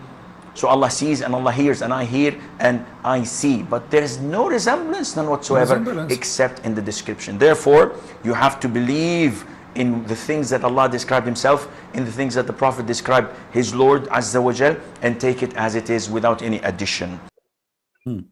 Without any addition. Let me play actually the part I want to play. And here Allah Azza wa Jal is referring to himself by saying that his face will remain, which means Allah Azza wa Jal subhanahu wa ta'ala will not perish. He is the first without a beginning, and he is the last without an ending.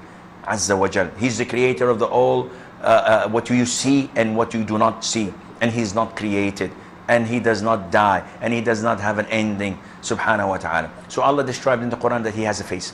Allah described in the Quran that he has 2 hands when he addressed Iblis, Satan.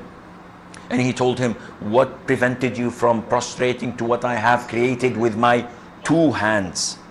So this is what Allah described himself. Allah says in Surah Al-Qalam that on the day of judgment, Allah Azza wa Jal would uplift and show his leg. وَيُكْشَفُ عَنْ سَاقٍ وَيُدْعَوْنَ إِلَى السُّجُودِ, and they are called to prostrate, and everyone prostrate. Did you hear it? Allah will uplift his leg. Okay. Okay, so Allah have a hand, not like your hand. Who care? Allah have fingers, not like your fingers. Who care? He's an octopus.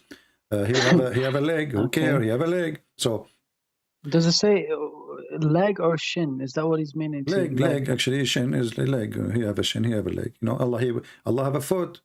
Allah, he put his foot in the fire. So all the scholars agree that Allah have those physical body. But Muslim, when you debate them, like when David Wood says to me, hijab, your God, Allah have body part. He said, who said so?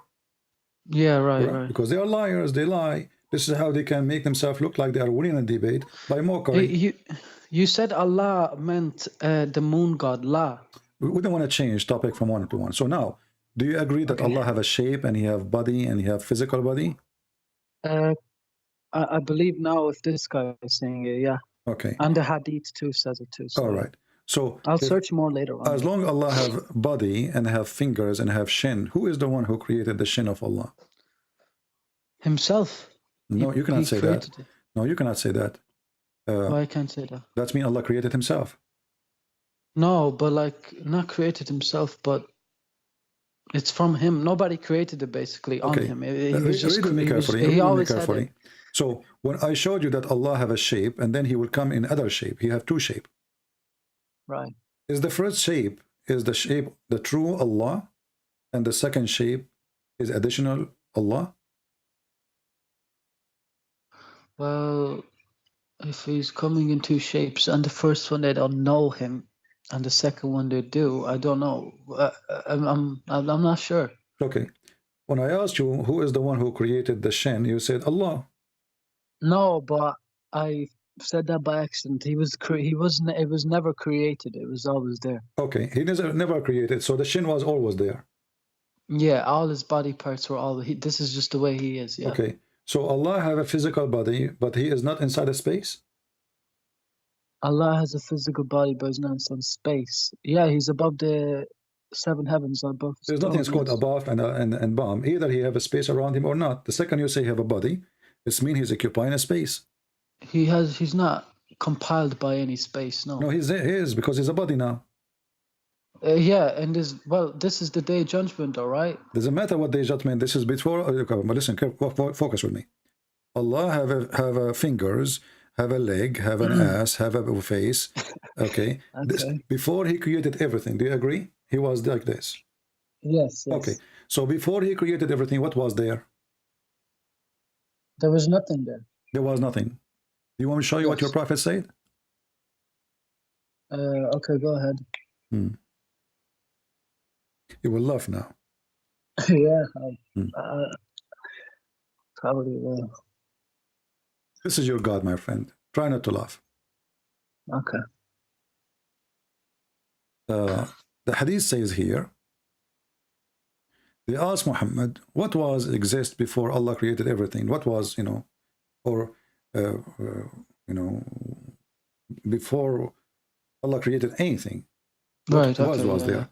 So here it says, from his uncle Abu Razin, and says, he said, the Messenger of Allah said, there was our Lord before he created our creation. Where was our Lord before he created his creation? Where he was, listen carefully. He said he was above the cloud. Okay. And here the translation is wrong. It says no air, but it says, in fact, it says air. If you go to different translator, this translator is a donkey. It says above him there's an air, and underneath of him there's air. Read carefully. This is the same hadith, different translator. I said, O Messenger of Allah, where was our Lord before he created the creation? He said, he was above the cloud, below which was air, and above which was air. Does it say that? And water. Below there's air and water. And then he created the throne above the water. So let me repeat the question again to you. Allah occupies space with a shape, or he don't occupy space in the shape? Right now, today? No. Read the hadith. This is your prophet talking. He said he was above air, which was below air, and above him was air and water. Yeah, according to this hadith, these are like the well, air and clouds and water exist. So yeah, and not only that, there's above him. them. Above him there is air. Above Allah there is air. Correct. Okay. So right. Allah is not only inside His creation; He's between them. Okay. Okay. So according to this hadith, that water was always there. It was never created. But look right? how stupid this story is, because they said to Muhammad, "What was exist before Allah created His creation?" Correct. Right. Okay. Which means the moment of zero, before He created anything. So this hadith implied that there's air is not created by Allah, and the water is not created by Allah. Because they're asking him, where was Allah before He created His creation? Okay. What okay? Muhammad is a donkey. They just said to him, where was Allah before He created His creation? Yeah, well, according to this hadith, that these things obviously weren't created. They obviously were before creation. Exactly. Right? That means Allah is not the one who created them. Allah is living there, but He did not create them because they asked Him before His creation. So are you telling me that water was not... I'm not telling you. The hadith says that before His creation, there was water. Before His creation, there was air. Does it say that, or does it mean He's making things up? Yeah, it says that. It says so before His creation, what was? There was water and air. And then you will see, isn't it the Quran says we created everything from, every living thing from water? Okay. But that's mean Allah did not create anything. Because water was there. Right, okay. So how He created everything from water, if water was there? So when He say we created everything from water, that's mean He is using the water which exists before Him to do things. To cook. Okay. Is this, so this hadith is Hassan. Can you post this hadith in the chat? It's Hassan, yeah. So, okay, which means good, right? Yeah, good. Hassan is one of the names of the grandsons, the fake grandsons of Muhammad, if you remember. Yeah. Okay. Yeah. And okay. And this hadith proves that Muhammad is stupid, because they ask him, where was Allah? And the answer is, above him there is air, underneath there is air, and there's water. I mean, where is that? I mean, look at the stupid answer. So I asked me, where is God? I say to you, above him there's a grass, underneath of him there's a grass. But where is that? Right, okay. We did not even ask him what is above him and what is underneath him. We are asking him, where is Allah? Where He was? The answer is, He was in the top of him there is air, underneath there is air and water. That is this guy is mentally ill. This guy is stupid. He cannot comprehend even a question. Okay, yeah. So my friend, no, it's a bit, yeah. You are laughing at Muhammad now, and this is a good news. No, not laughing at him. You are laughing. You are laughing. So did you decide to leave? Did you decide to leave Islam, my friend?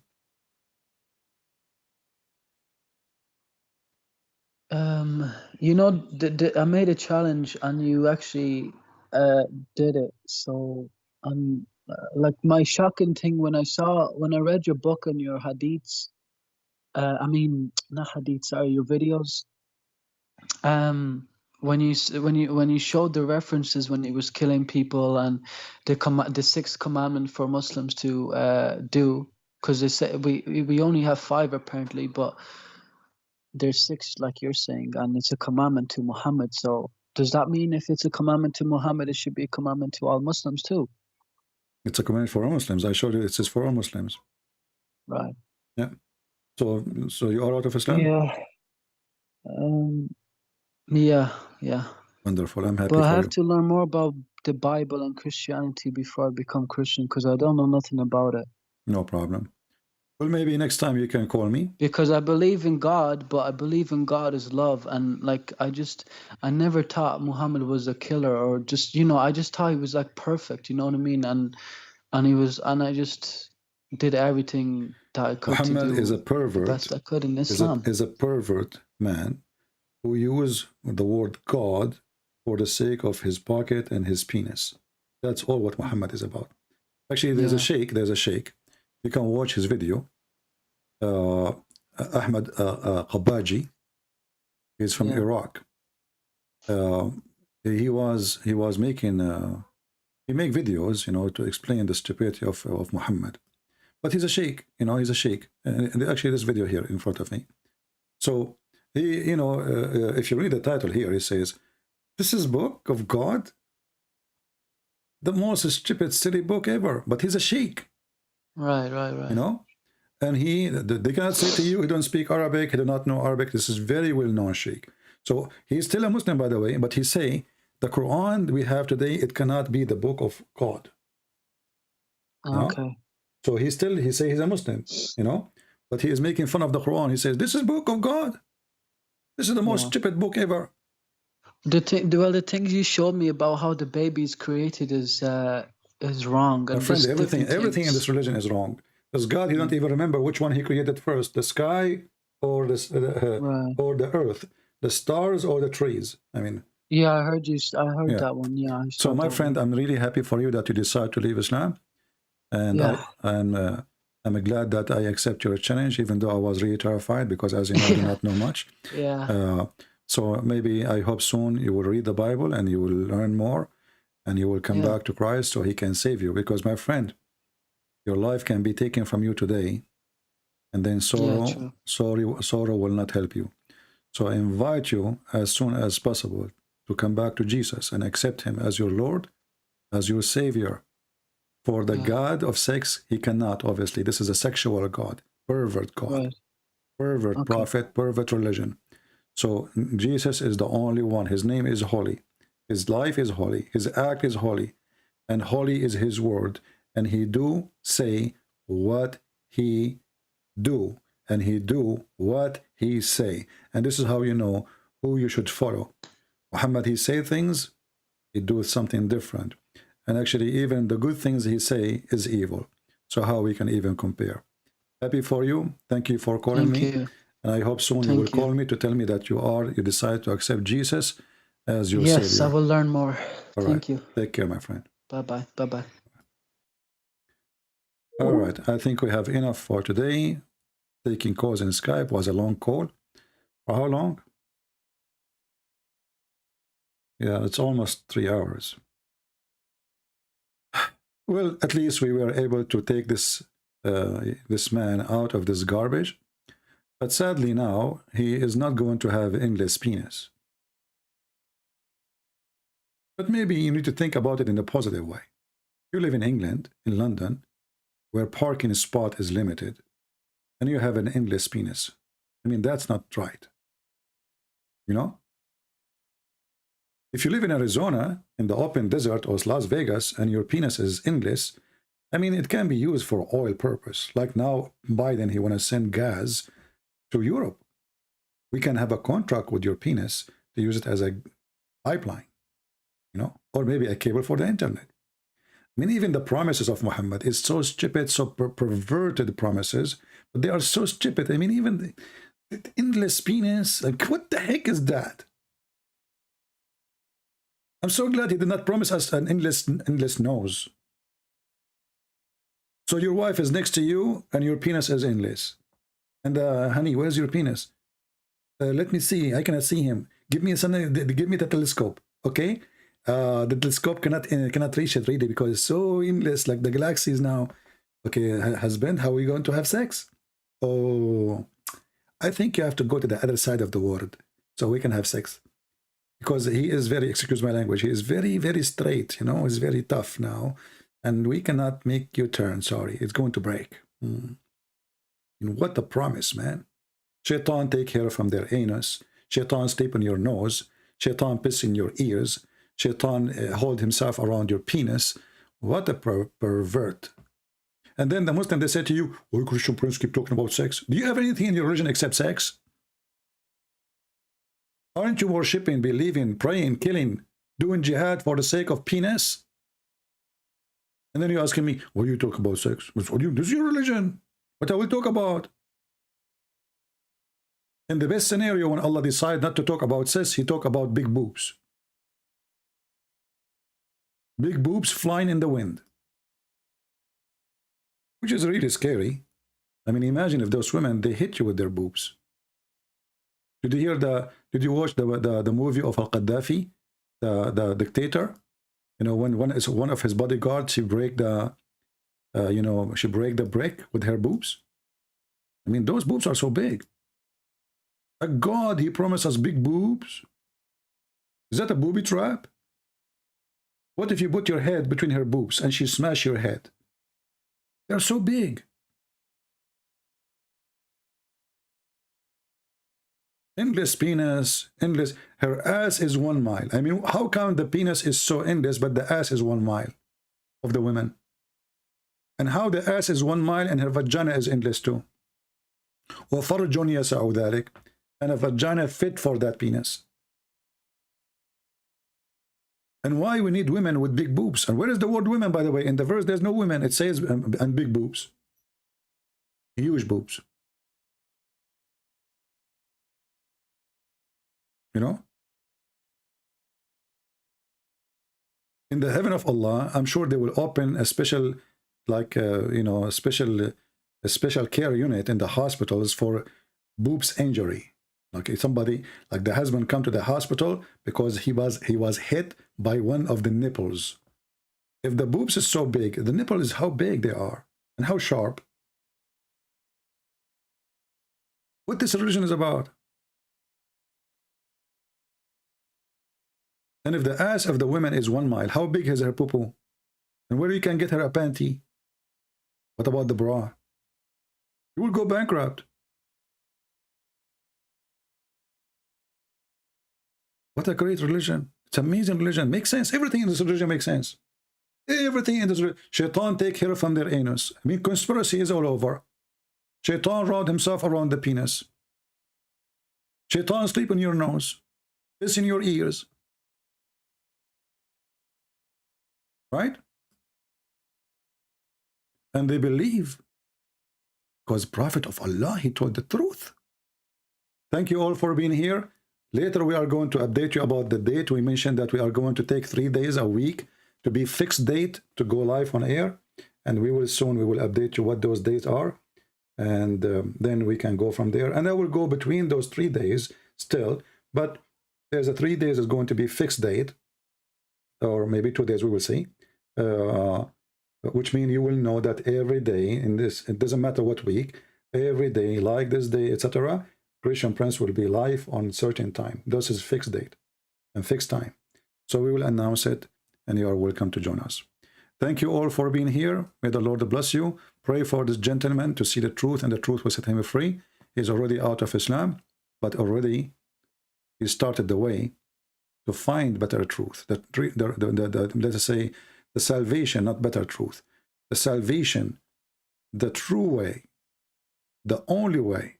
That is the way of Christ. God bless you. Christ is Lord, and we are here to help the Muslims. We don't hate them. We will never hate them. Never hate them, because if you hate them, you become like Muhammad. You become evil like Muhammad. Don't do that. Love never fail, and we will never fail. In the name of Jesus. Thank you. God bless you.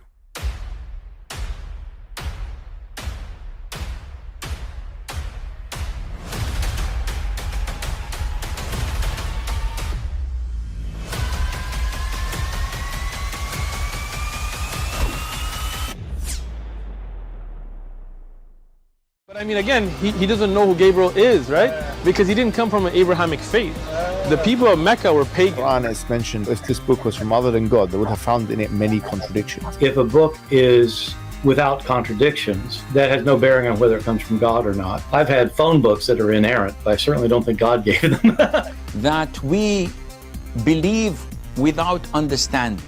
The brother asked a very important question, that most of the scholars say that listening to music, watching movies, and most of the television programs, they're haram. So how can we have fun? Let me tell you, brother, at the outset that having fun is permitted in Islam as long as the fun is halal fun.